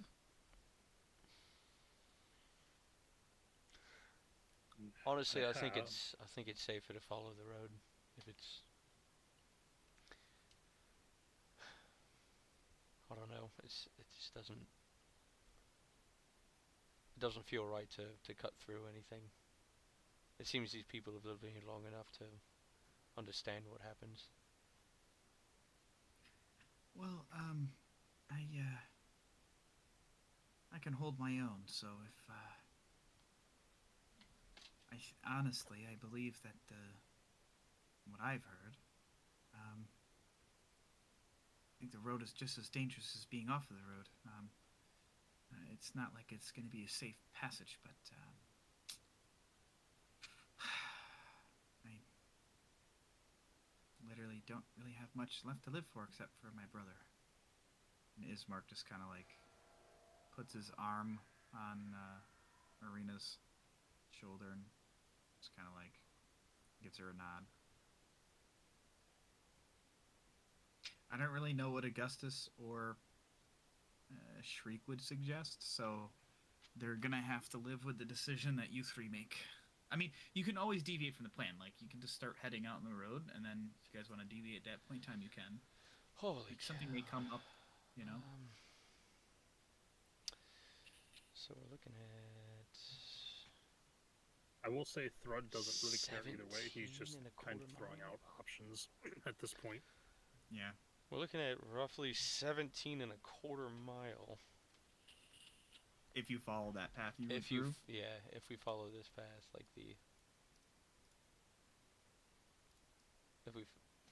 oh, what the hell is happening? Oh, okay. What the hell? There we go. That just gives me a little spot. There we go. Yeah, if we follow that path specifically, that's 17 and a smidge. How far can we travel in 8 hours? Thank you for asking. I was grabbing my Dungeon Master screen. Okay, let's see. Travel pace.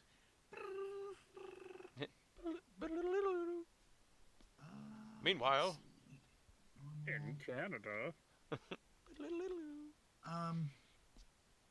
you would know that if you were really booking it, you could probably make it there in doing math, about 5-6 hours. 5-6 hours. But that's if you're really cooking. And if we're cautious, probably take a day and a half. It would probably take you a full day's travel. A full day's travel. Like, 8 and hours. when I say day, I mean 24. You could travel. Well, hold on, actually, 9 hours of travel, essentially. So would we'd be have to considered like a stop. day worth. We'd either have to stop or push on for an hour. Yep. Risk exhaustion.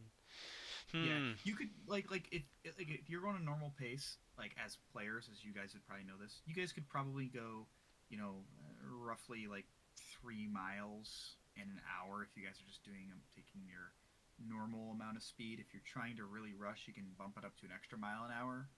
But if you're trying to be cautious and being aware of your surroundings, and you wanted to stealth in certain instances, it would probably be about 2 miles an hour. I think that's the best course of action, is to be a little cautious. What do you think, Captain? Well, I think no matter what, I'm gonna be a little on guard.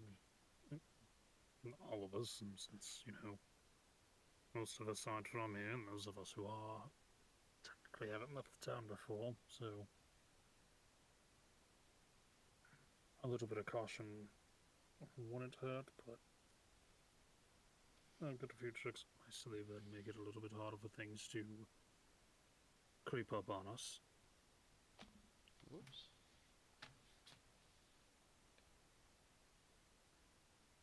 So, what's the consensus? You gonna follow the road for now, you think? That's my decision. Yes, I think perhaps we take our time now, follow the road. What say you, Adan? I agree.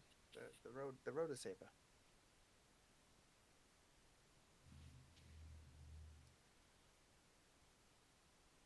Okay. Then I guess we have a course settled. Ismark says, all right, just be aware of our surroundings. I just would much rather be safe than sorry. That's my Let's thought exactly. see. All right, so Let's get to walking. you guys start heading out.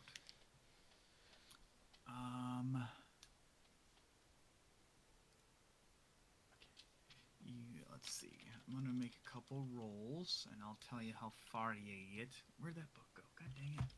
I'm gonna like cut this DM screen in half. I'm gonna grab one from another thing. I'm just gonna fucking put it on my wall so I can just look at it at all times. So hours. Okay. Perfect. I'm getting an idea. All right, let's take a look. Here we go.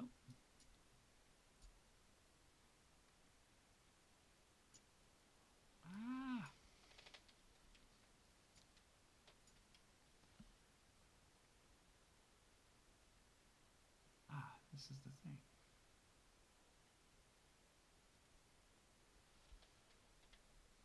What is this? You guys are walking southwest on the road known as Old Svach. And you start to come up to where the bridge is after about 30 or so minutes. And through the mist that's kind of blanketing this space in the morning comes a skeletal warhorse and rider that are both clad in ruined chainmail.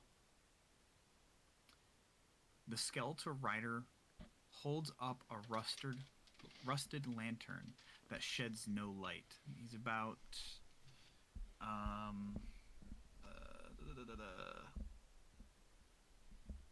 maybe 50 or so feet away from you guys, riding towards you. Mm-hmm. I guess Thrud would kind of be taking point. I'll take kind up of the back. Kind of seeing whatever this is at first until I think it's a little bit clearer. But I was going to kind of like stop and just hold up a hand to everybody else to stop as he kind of tries to figure out what exactly this thing is going to be doing.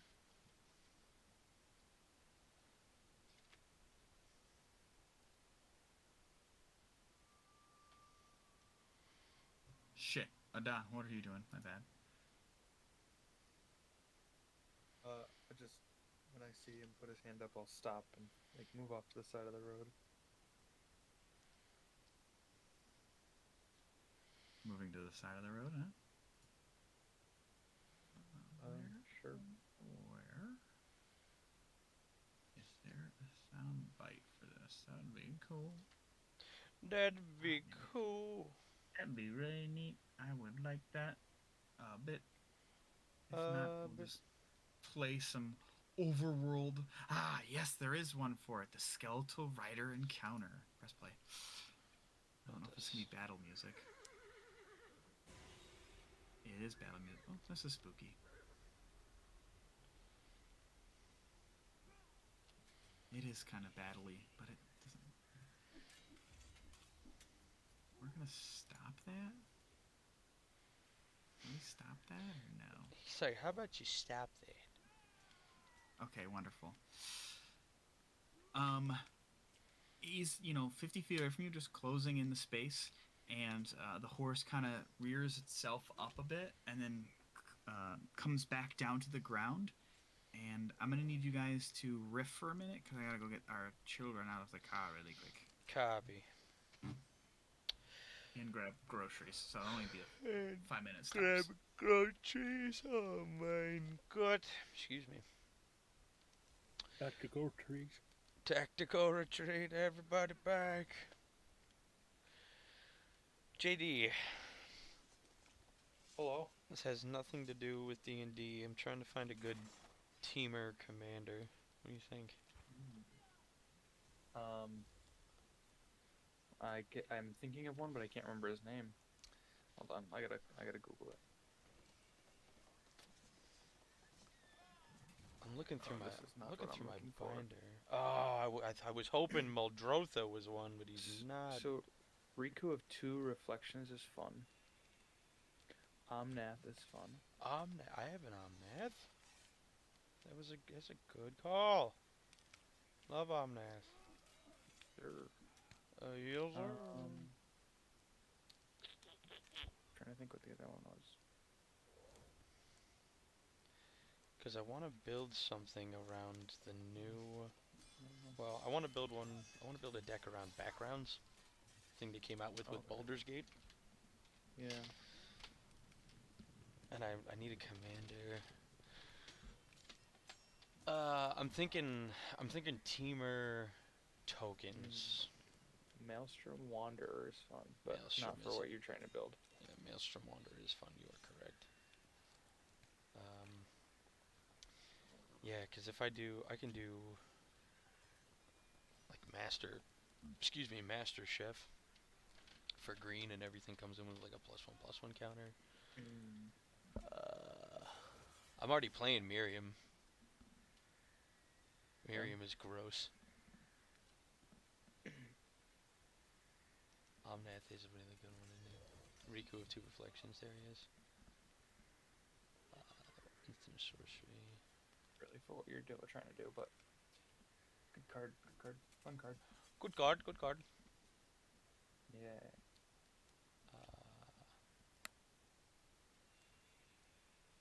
Oh, Animar might be good. Protection from white and black. Yeah, it's got everything you need. It does. Creature spells you cast cost 1 less. That's a really good one. 6 drop. Put a land card. Oh, there's the mutate. There's Muty. Combat damage to Yeah, I haven't touched much magic lately, but it feels like I should try. You should try. Oh, Maelstrom Wanderer would be really good. Creatures you control have haste. Make Tokies. Tokies have haste. I mean, yeah, but it's really expensive. It is really expensive. It's an 8 drop. Animar is a 3 drop. If you're playing green, you could do your best to ramp. Oh yeah, ramps all day. Ramps on ramps. I have a 5-color Gates deck. Oh. The curve is usually like win on turn 7. It's pretty cool. Jeez. She's pretty cool.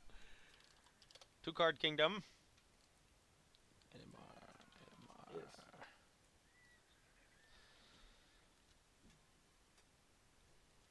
Oh, Animar's only like $5. Dope.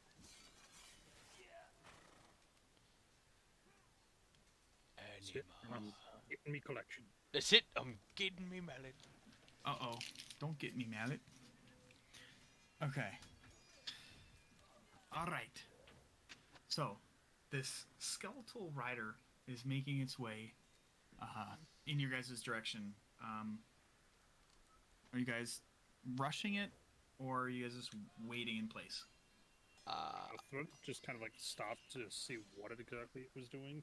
Since kind of he's still not super sure. Okay. Henry? I I'm just at want to make sure. I'm at the rear, so I'll Okay. I'll heal, kind of watch. And Don, what was your position of? Kind of moving to the side of the road, and then I want to look at Ismark and see if he's confused or. He's pulled out a blade and he's kind of like holding his ground. Same thing with Irina. Then I'll pull out my sling and get ready. Okay. A few more moments pass by, and it continues to walk. It's 10 feet, 5 feet, but then it just passes kind of around where you guys are standing and heads down the road towards Barovia, and doesn't pays you no mind. Does it like recognize we're there, or does it just seem to not even notice us? Make an insight check. Yeah, if I can find the button. There it is. Insight. From its head doesn't turn towards you. It doesn't like doesn't pay you any mind. So either A, they're ignoring you, or they don't know you're there. You don't really know specifically, but it's one or the other. As it passes by us and everything, so it's gonna like just turn as it walks by, just keep his focus on it until it's all the way past the party, and then he's gonna turn to look at Ismark. Have you seen that thing in town before? Jesus, never.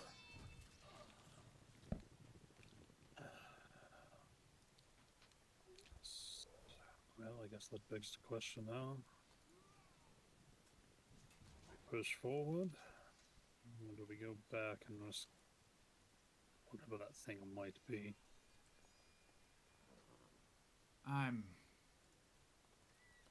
There's no point in turning back now, Thrud. Probably should just continue on.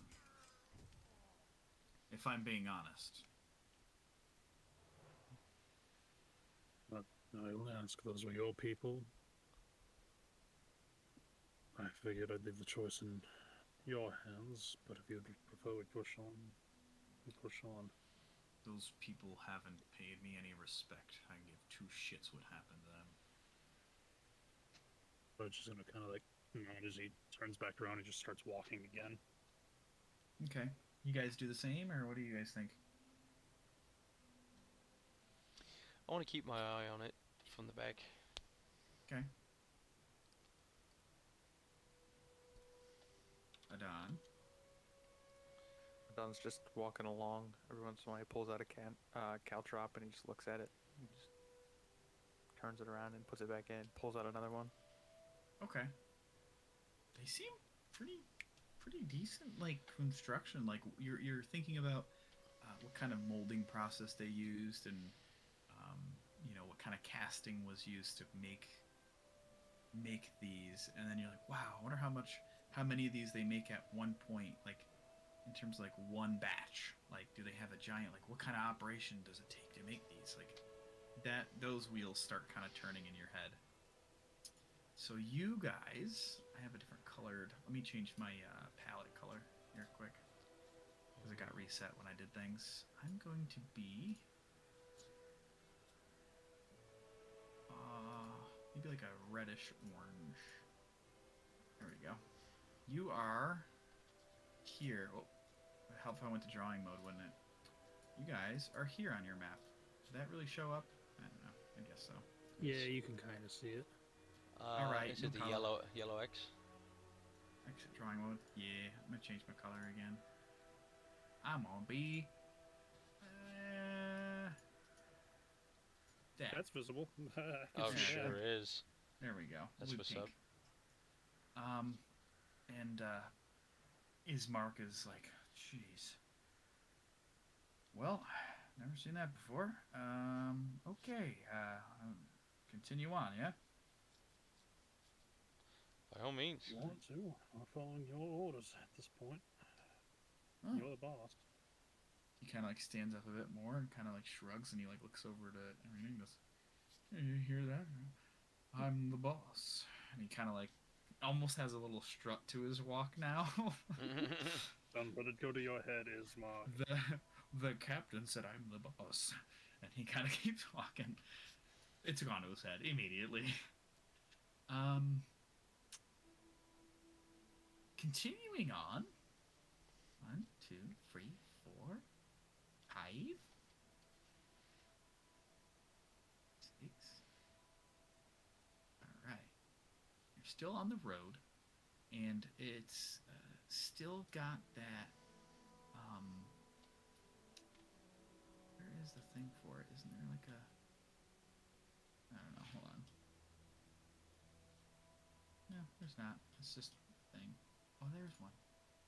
Yeah, you can see as you're walking kind of this path, you're coming to the wooded area now, past the bridge, and there's still like those black standing pools of water, and there's little bits of branches that are kind of at the edge of the road that kind of reach out into the walkway like hands, but they're just inanimate there. There's these trees that kind of give you a tiny bit of claustrophobia just based on the height that they are, and the leaves that are still there in areas kind of sway a bit. But you guys kind of press on, and specifically keeping an eye out for any kind of movement from the woods area after they encounter with a dire wolf. As you watched Henry, the skeletal rider, head in the opposite direction of you, just kind of disappeared into the fog, and you're still, keeping an eye out. But it seems like it's kind of went on its way.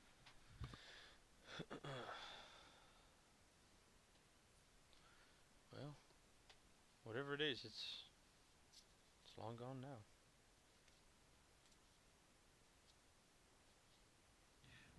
You guys continue walking. Give me 1 second. I'll be right back. Needy child. Yurt. Oh no, not the bees. That sounds scary. Russell, the bees. Sorry? The bees.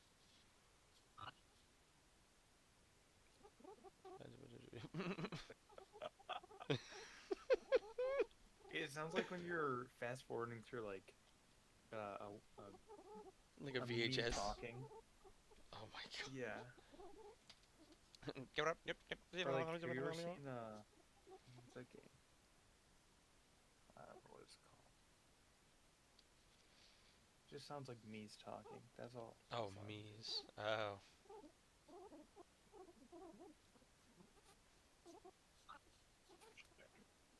Try to Yeah, put him back under the desk. put him back under the desk. I don't need that. I don't know what the hell is happening right now. I don't either, but it's pretty funny. Oh no, they're so angry. You tried to put him. Oh my. Russell Probably trying to piece of shit. put him under the desk, but it's just not going, dude. They're fucking. Oh, I think he got him. He might. Yeah. He Just put him back in the smothered him. bottle. Just, Oh. oh no!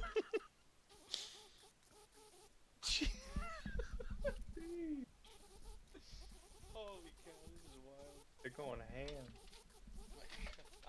I'm calling the police. Dude, I'm out there cracking up my headphones on. You wanted to know what Phoenix wanted. He wanted a lemon. Oh, heck yeah, dude. You never just want a lemon? Apparently, that's him. Okay. Can I fucking click this? Okay.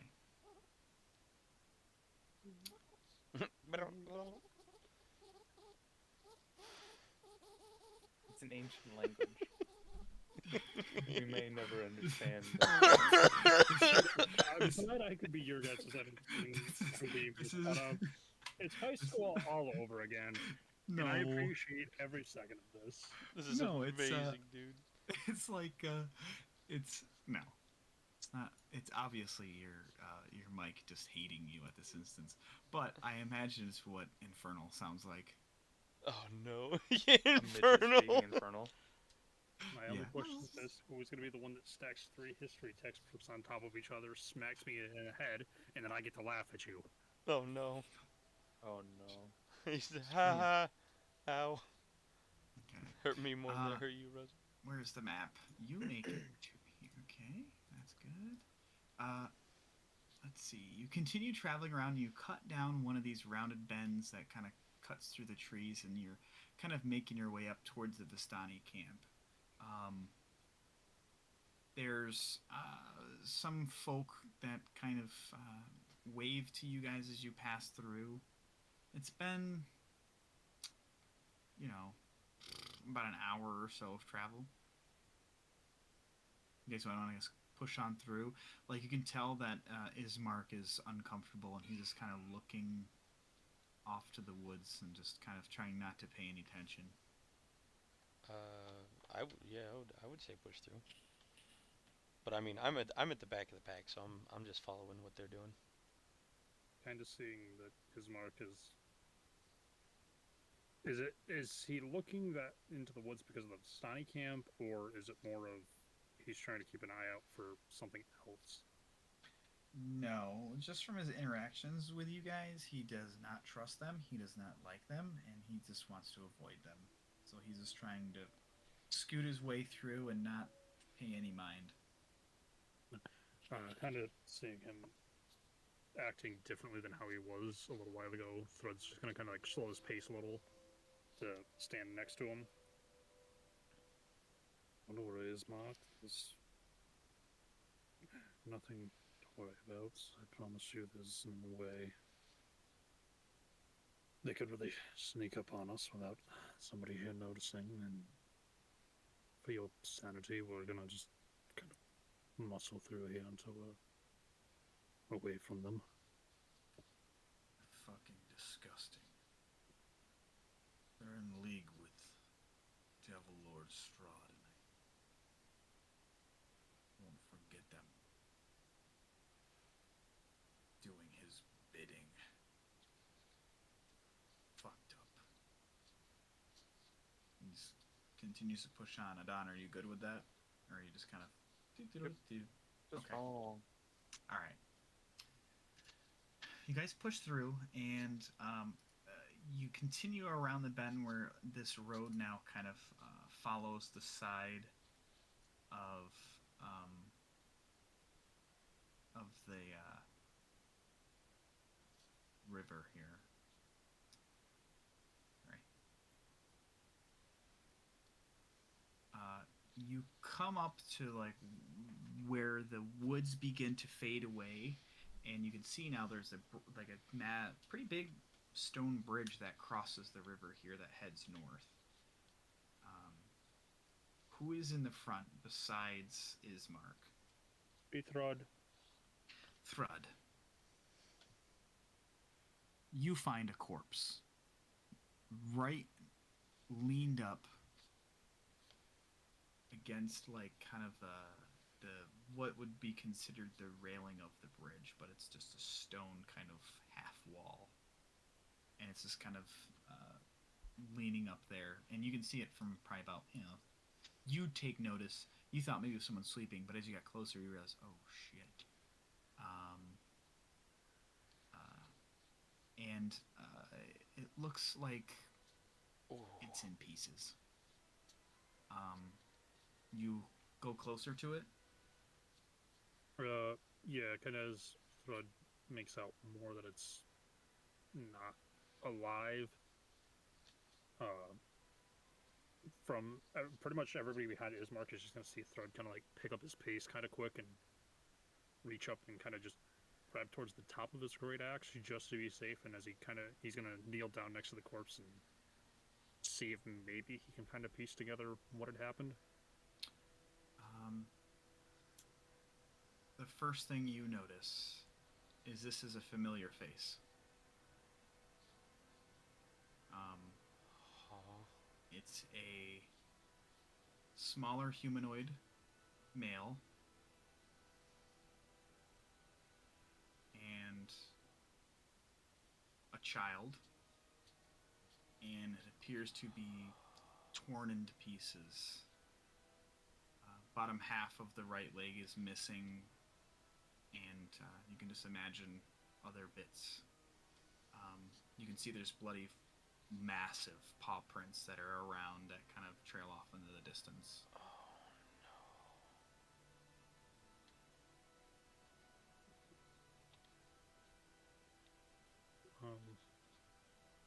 You said it's someone Thread seems to be familiar with somewhat. Yes. Is there a face on this body, or is that one of the pieces that happens to be missing? Face is there. Kind of like looking from like feet down and like his gaze moving up. Thread kind of like hits the head and what does he see? Just a small young boy. The same boy who stumbled into the Vistani village, who Fuck's sake. wanted to follow you guys in the wagons. Just a curious boy. Kind of seeing this. It's 100% TOT. Seeing this, just a lump is gonna grow in Thread's throat.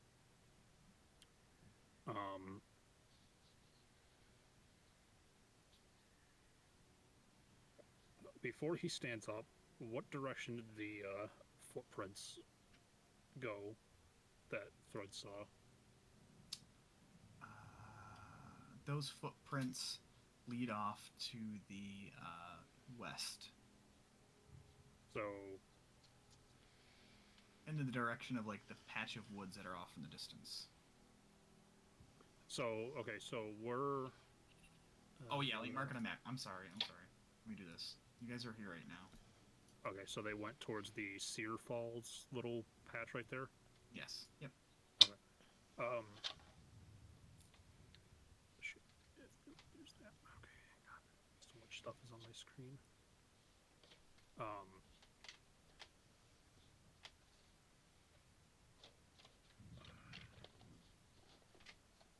Kind of seeing who it is and everything, Thread's gonna,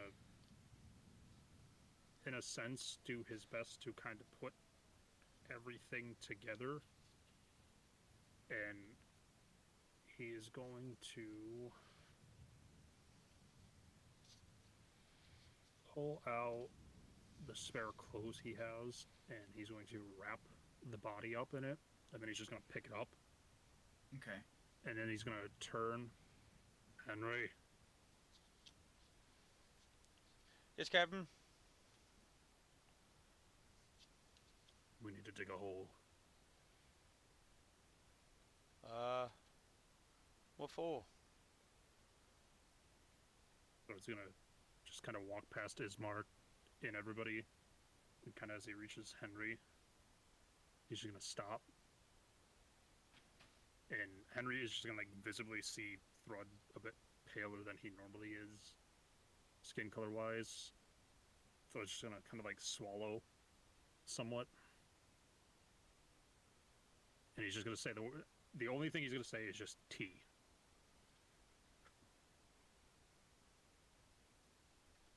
Tea. Meanwhile, see- Thrud is holding the Yeah. body. He wrapped up the body, Henry, but like the face is covered, but there's one small foot kind of hanging out the side of his forearm where he's holding the body. Small foot. Oh, no, no,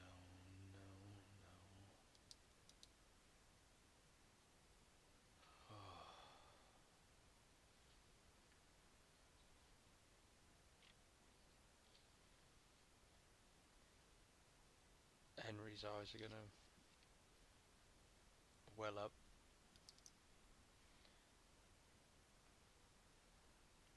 And he'll um,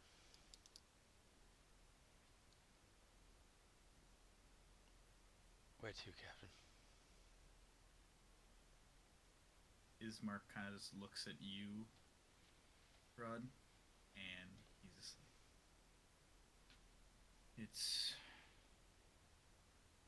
We're here at the Desert Falls. Perhaps it's best to lay him to rest over here. It's kind of beautiful the way the water has a calming sensation to the sound. Fred's not really gonna say anything. He's just gonna kind of like nod as he hangs his head and just kind of follows Ismark till they find a spot. As they're walking, can Thrud kind of like keep an eye out to see if he spots any more bloody footprints for whatever killed T? Yeah. Since you're trying to keep an eye out, I'd say make an investigation check.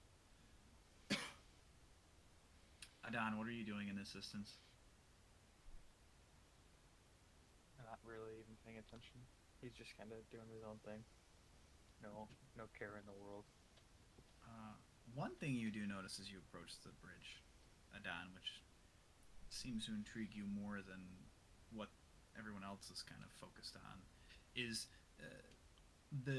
there's gargoyles that are cloaked in like this black moss that's perched on the corners of the bridge, and you can see their frowns are weather worn. You notice as you're kind of just ahead in the clouds on the mountainous side of this bridge, there's a waterfall, massive waterfall that spills into a misty pool, probably about 1,000 feet below it. The pool itself feeds the river that meanders into the fog-shrouded pines that blanket the valley. Just to give you a little bit of like a visual. But you do find a spot throughout that seems suitable. That Ismark kind of agrees with you. Did Thrud notice any prints along the way at all? No, unfortunately. Unfortunately not. Once we find a spot, Thrud's just gonna like gently set the body down, and he is going to. The only thing I have, Thrud's gonna kind of pull his great axe out, and he's just gonna start hacking it into the ground to kind of cut a swath out. Okay. It takes you guys. Ismark and Arena kind of help too, and Arena's kind of like looks over to her brother, and she's just like, 2 bodies in 2 days. I really hope Valaki is what you say it is, brother. And Ismark just is just stone cold. He is just focused on digging another hole. It's not great. But you guys take about 30-40 minutes to dig the hole. Place the remains inside and cover it up. As the small group finishes covering the body, Throd's gonna pull out one of the javelins, and he's gonna smash it in half across his knee, and he's gonna take the end that's already pointed and shove it into the ground above where the head would be of the body at an angle, and he's gonna kind of sharpen the other side with one of his hand axes quick and shove that into the ground, like making an X. Mm-hmm. And as he shoves him into the ground, he's gonna kind of be kneeling down next to T's body. He's gonna just like put a hand over the ground and he's just quietly, just to himself, "You are the strongest and bravest among us all. A true warrior in this life and in the next." And then he's gonna kind of like stand up.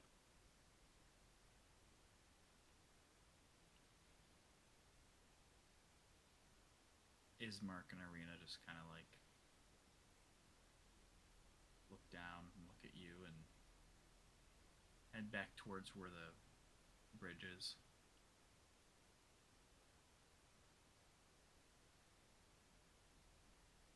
But just kind of take a moment and just look around before turning and walking back to join them. Okay. And as he reaches back to the bridge with the rest of the group, he's gonna just kind of like walk up. "I'll be ready to go."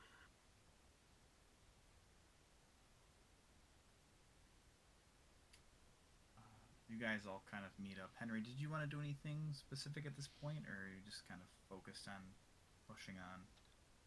Henry's still back at the grave. Okay.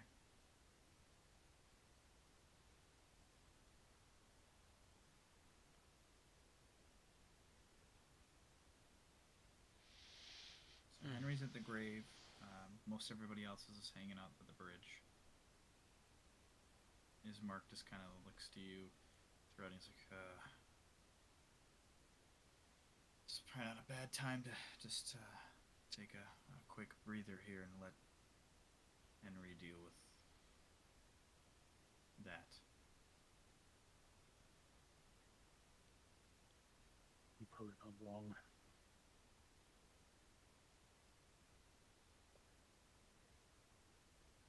Thor's just gonna kind of like stand there. He's gonna look over his shoulder back towards where Henry's at.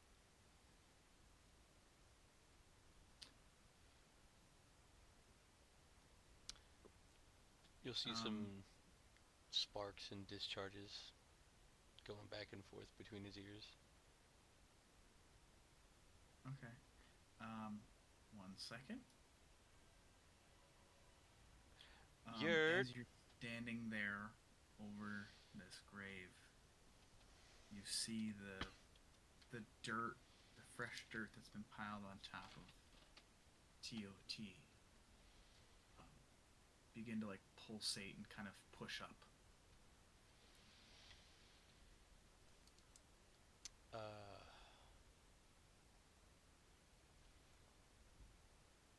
I'll slowly unsheath my sword, my blade. Okay. It does it a few more times and then it stops. Alright, I'm gonna bring you back up. Yep.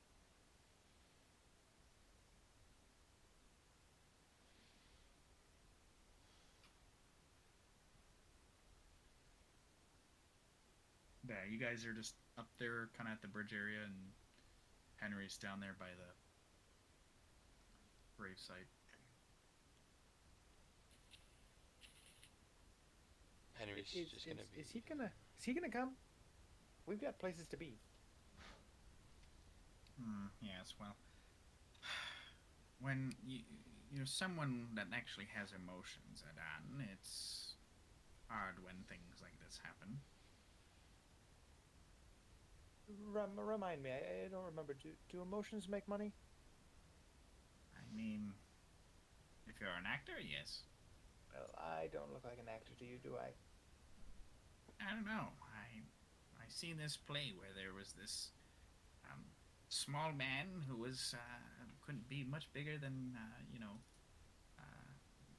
not much bigger than you, and then just a simple gnome, and had something to do with dragons and stuff, and I don't know, incest. It was a very interesting play.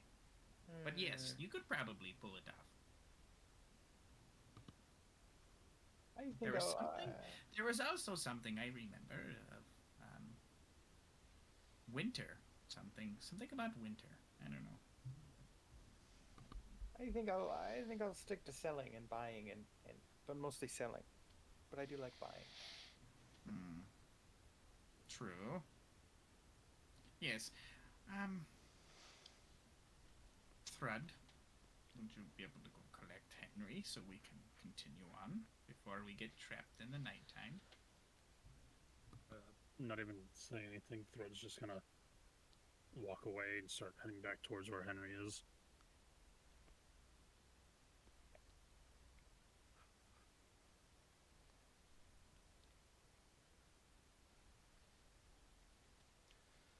Henry's just standing stationary at the grave. Again, still sparks of electricity going back and forth between his ears. Kind of coming up behind Henry. Thread's just gonna kind of like reach out and put a hand on his shoulder as he stands next to him. He's gonna just kind of look down at the grave. What's odd, Henry? The second Henry feels something touch him, he'll lightning lunge backwards behind whoever it is.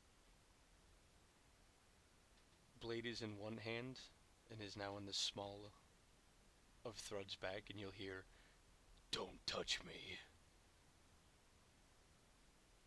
Kind of like for the briefest of moments, feeling like the contact of his hand, and then nothing as his hand kind of like swings down.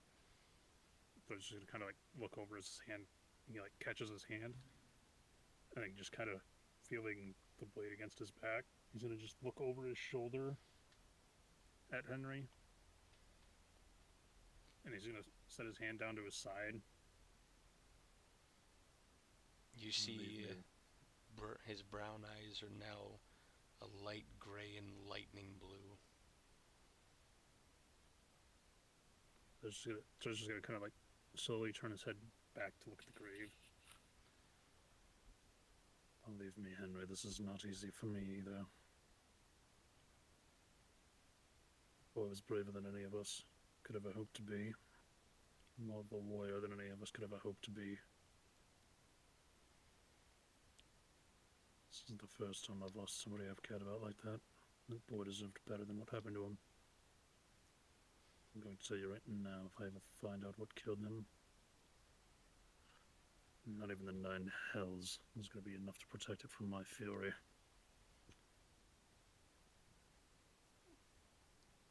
You'll hear Henry's sword clatter to the ground.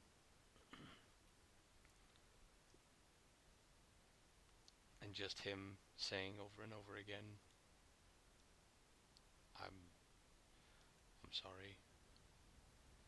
Just again, kind of befuddled, like confused. Hearing Henry's sword kind of clatter to the ground, they're just going to turn around slowly, and Henry's going to just watch as he kind of kneels down. He's just going to grab the sword. He's going to spin it around in his hands with the blade just pointing down, and then he's just going to walk over and he's going to, doing the best he can without like super bending over, he's just going to hug Henry just as tight as he can. He's going to like pat him on the back. It's okay, Henry. I promise you, I'm never going to judge you for showing any emotion. I still can't control it. Sometimes it's easier to let it out, I understand. If you're ever worried about having somebody by your side, or ever losing somebody, know I am by your side through thick and thin. This power, Captain, I can't.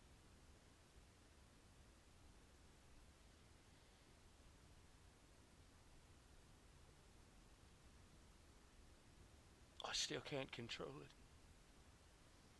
And it's gonna get somebody hurt. Hang that. Throne's gonna kind of just like take a step back and he's gonna kneel down. And as he kneels down, does Henry keep the sheath for his wakizashi on his hip, or is it on like his back or something? It's on his hip. Throne's gonna kind of like kneel down. As he kneels down, he's gonna spin the blade enough to get it at an angle so that he kneels down. He just slips it right into the sheath before he kneels down, with a hand on Henry's shoulder, just looking in the face. I know it's not easy, Henry. I was in your shoes once. But I can tell you, with people by your side that you trust, then you know in turn trust you. You can learn to control this power and make it your own. At times, letting that power out is the best thing and the only thing you can do to protect those you care about. But if you're worried about controlling your powers, I'm here. I might not know much about what you can do, but I'm willing to help. Not just as your commanding officer, but as your friend.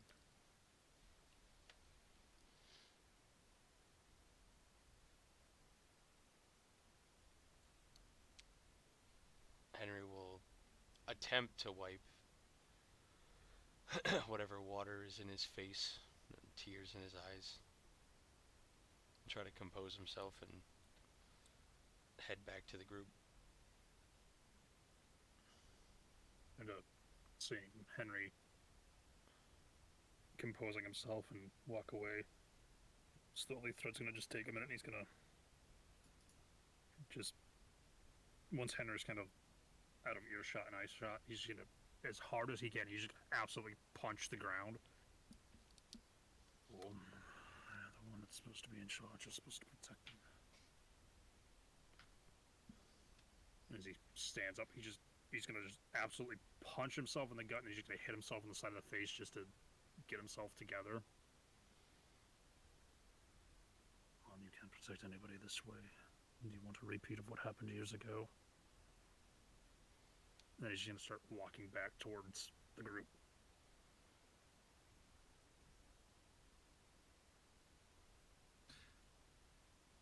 As everyone reconvenes, Ismark just kind of like looks over at you, Henry, and just kind of lips the words, "I'm sorry," and then turns and starts heading across the bridge with Arena. Henry will still he'll still take up the back of the caravan. His ears that are normally stood straight up are now just weighed down with disappointment and rain. Okay. You guys continue on further. You come to a point where this road kind of curves and turns and curves and loops around this larger part of like a hill, almost like a mountain. And even here in the mountains, the forest, and the fog are just inescapable. Ahead, you can see the dirt road splits in two, widening towards the east. There you see patches of cobblestone suggesting that the eastern branch was once a important thoroughfare. There are a set of two massive gates that are very similar to the ones that you came through originally within into the this valley. They have the two large kind of stone statues that are hundreds of feet tall that kind of are there, that kind of guard each side of the road, and the gate is just open here, but a very similar design style to the one that you guys encountered the first time through into the Valley of Barovia. And Ismark does comment. He's like, "Wow, I didn't realize it'd be this grand."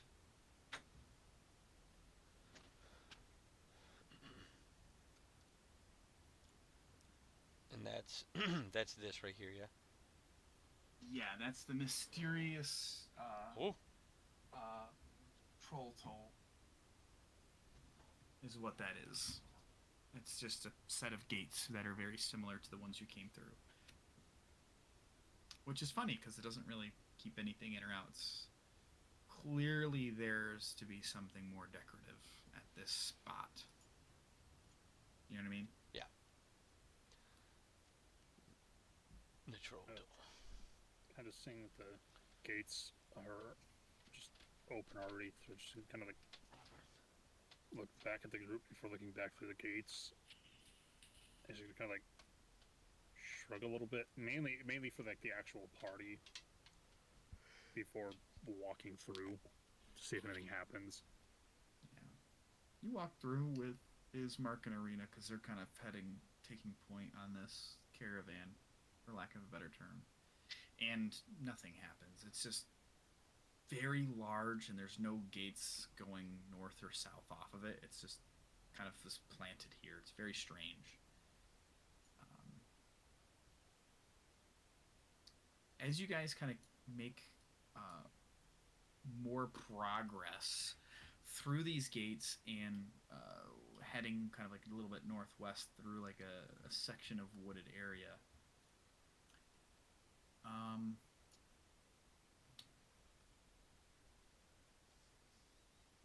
I want you three to make a perception check as you guys are walking through this area. That'll do. Damn. Killing it. Damn. Wow. Wow. Thrud, you notice, since it kind of works out well, being at the head of the pack, you notice off to the side of the road, kind of near the edge of the woods, there's a small leather wrapped bundle of something.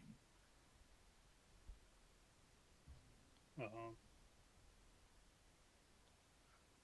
does it look like a body at all from the No, distance I'm at currently? no, it's maybe 20 feet away from you. It's like a, Oh, okay. I didn't know. it's like, yeah. It's just like looks like someone's belongings kind of wrapped up. Kind of seeing it quickly, and then just kind of like looking around, and kind of not seeing anything else. Just gonna like quizzically walk over to whatever it is and pick it up. You pick it up, and it's look at it, and you notice there's it's you unravel it a bit, and it's like a set of clothes, like common clothes, kind of like brown and grays, weathered white kind of color fabric here and there, but it's just like just a set of common clothes. Kind of from looking at them, would I be able to discern if they're like men's or women's clothes? You look them over, and they seem to be more leaning towards like an adult male. And there's like bits of like gray dog hair near like the parts of the pants where the feet are, like long gray hairs.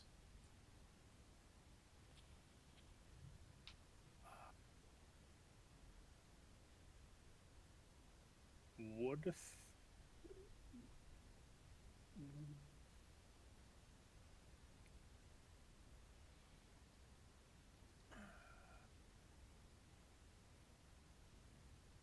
would no, I want to say question since um kind of like looking them over, but it's just gonna kind of like lower them a little bit, and he's gonna look over his shoulder at the party. Hello, is anybody here? Yeah, says Ismark. Not you, Ismark. Oh, my bad. And Thor's gonna turn and he's gonna hold up the clothes to let him know exactly why he's asking that question. That's weird. Does Thor I'm get a fine. response at all? Let's see. No. Some birds kind of caw in the distance, but Kind of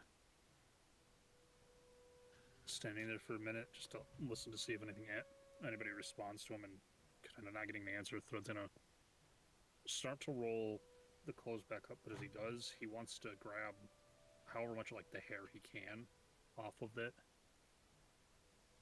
before fully wrapping the clothes back up and setting them down. Okay.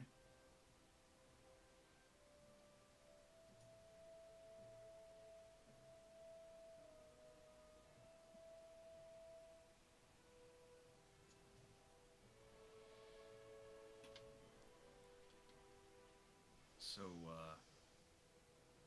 are we going to press on, or are we just hanging out here? You can go as Mark.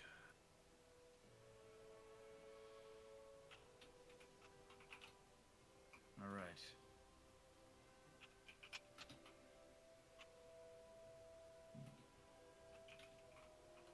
You guys good to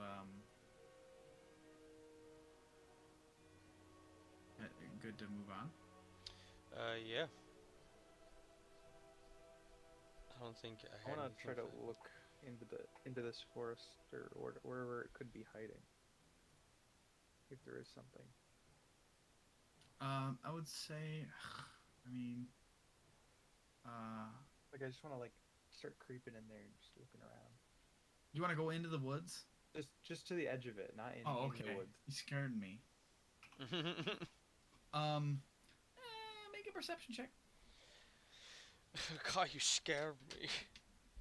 You gotta go Just into waltz the right in. woods. It's dense wooded area. It's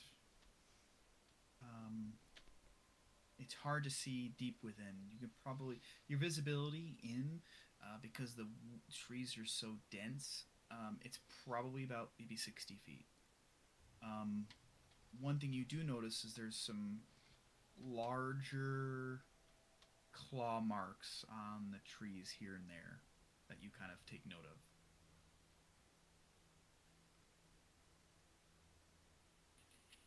Turn back to the group. Well, I don't quite see anything, but there's definitely something in here. I can feel it.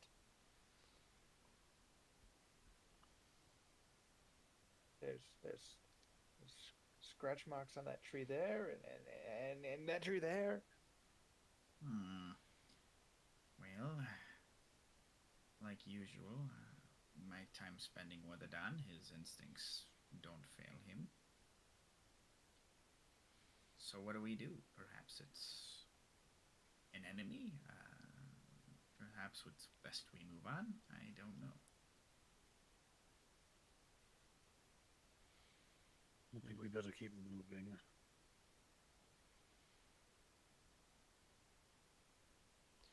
Yeah, Henry's still just at the back of the caravan, just following everybody else, being seldom. Okay. Adan, are you doubling down on this, or are you kind of gonna No. push forward? If nobody else is interested, I'll back out and follow them. Okay. Did Rob never message you back, Pat? No. He must be partying and having the time of his life.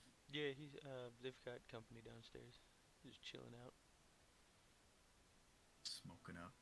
Oh, I'd be down there.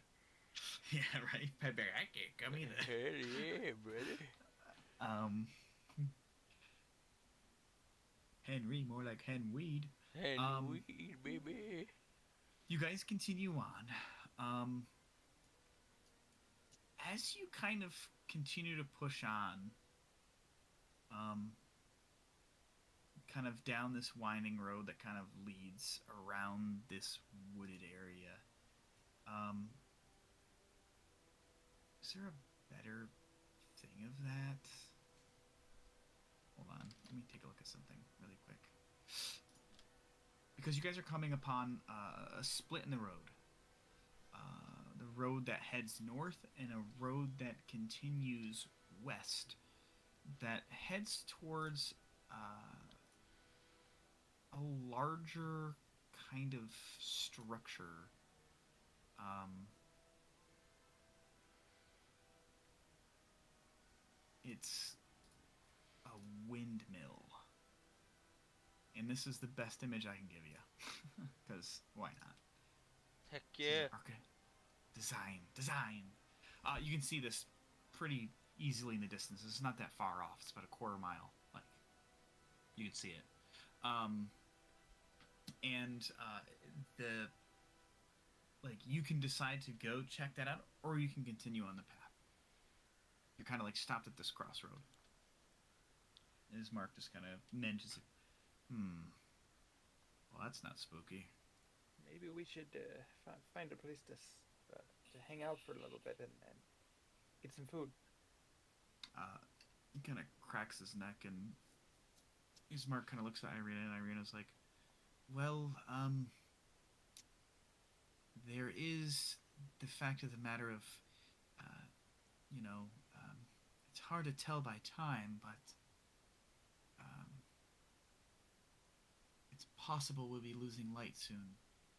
And perhaps that windmill over there could provide us shelter for the night, and we can finish traveling after in the morning. Yeah, I think that's I don't know what horrors await us out here in the wilderness. I think that's a pretty good idea. Here's a windmill. I'll just run off. Where is it? You are? Yep. The old Svalich Road transitions here from being a windy path through the Balanak Mountains to a lazy trail that hugs the mountainside as it descends into a fog-filled valley. In the heart of this valley, you see a walled town near the shores, because you're a bit higher up.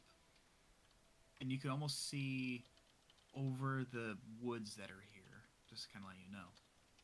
In the heart of the valley, you see a walled town near the shores of a great mountain lake. Its waters dark and still. A branch in the road leads west to a windmill.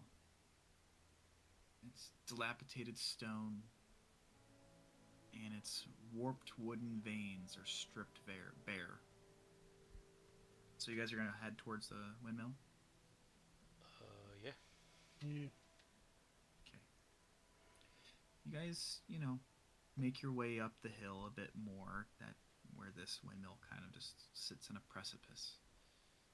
And you get to take a better look at it now that you're closer.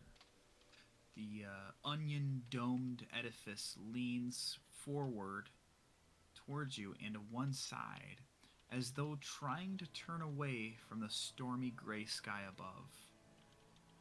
You see gray, brick-walled and dirt-covered windows on upper floors. A decrepit wooden platform encircles the windmill above a flimsy doorway leading to the building's interior. Perched on a wooden beam above the door is a raven. It hops about and squawks at you, seemingly agitated. And that's where we'll end tonight's session. Jesus. Thank you guys for hanging in there and dealing with technical difficulties of Fantasy Grounds being butt. Big old booty. Excuse me, I apologize. We will pick up again next week. Same time, same place. Heck yeah. Yeah, I gotta work overtime next Thursday, but we are still on for same time, same place. Okie dokie. Sound good to me. So, as always, you can find all our information in the description of the video. But until next week, say goodbye, everybody. Goodbye. Bye.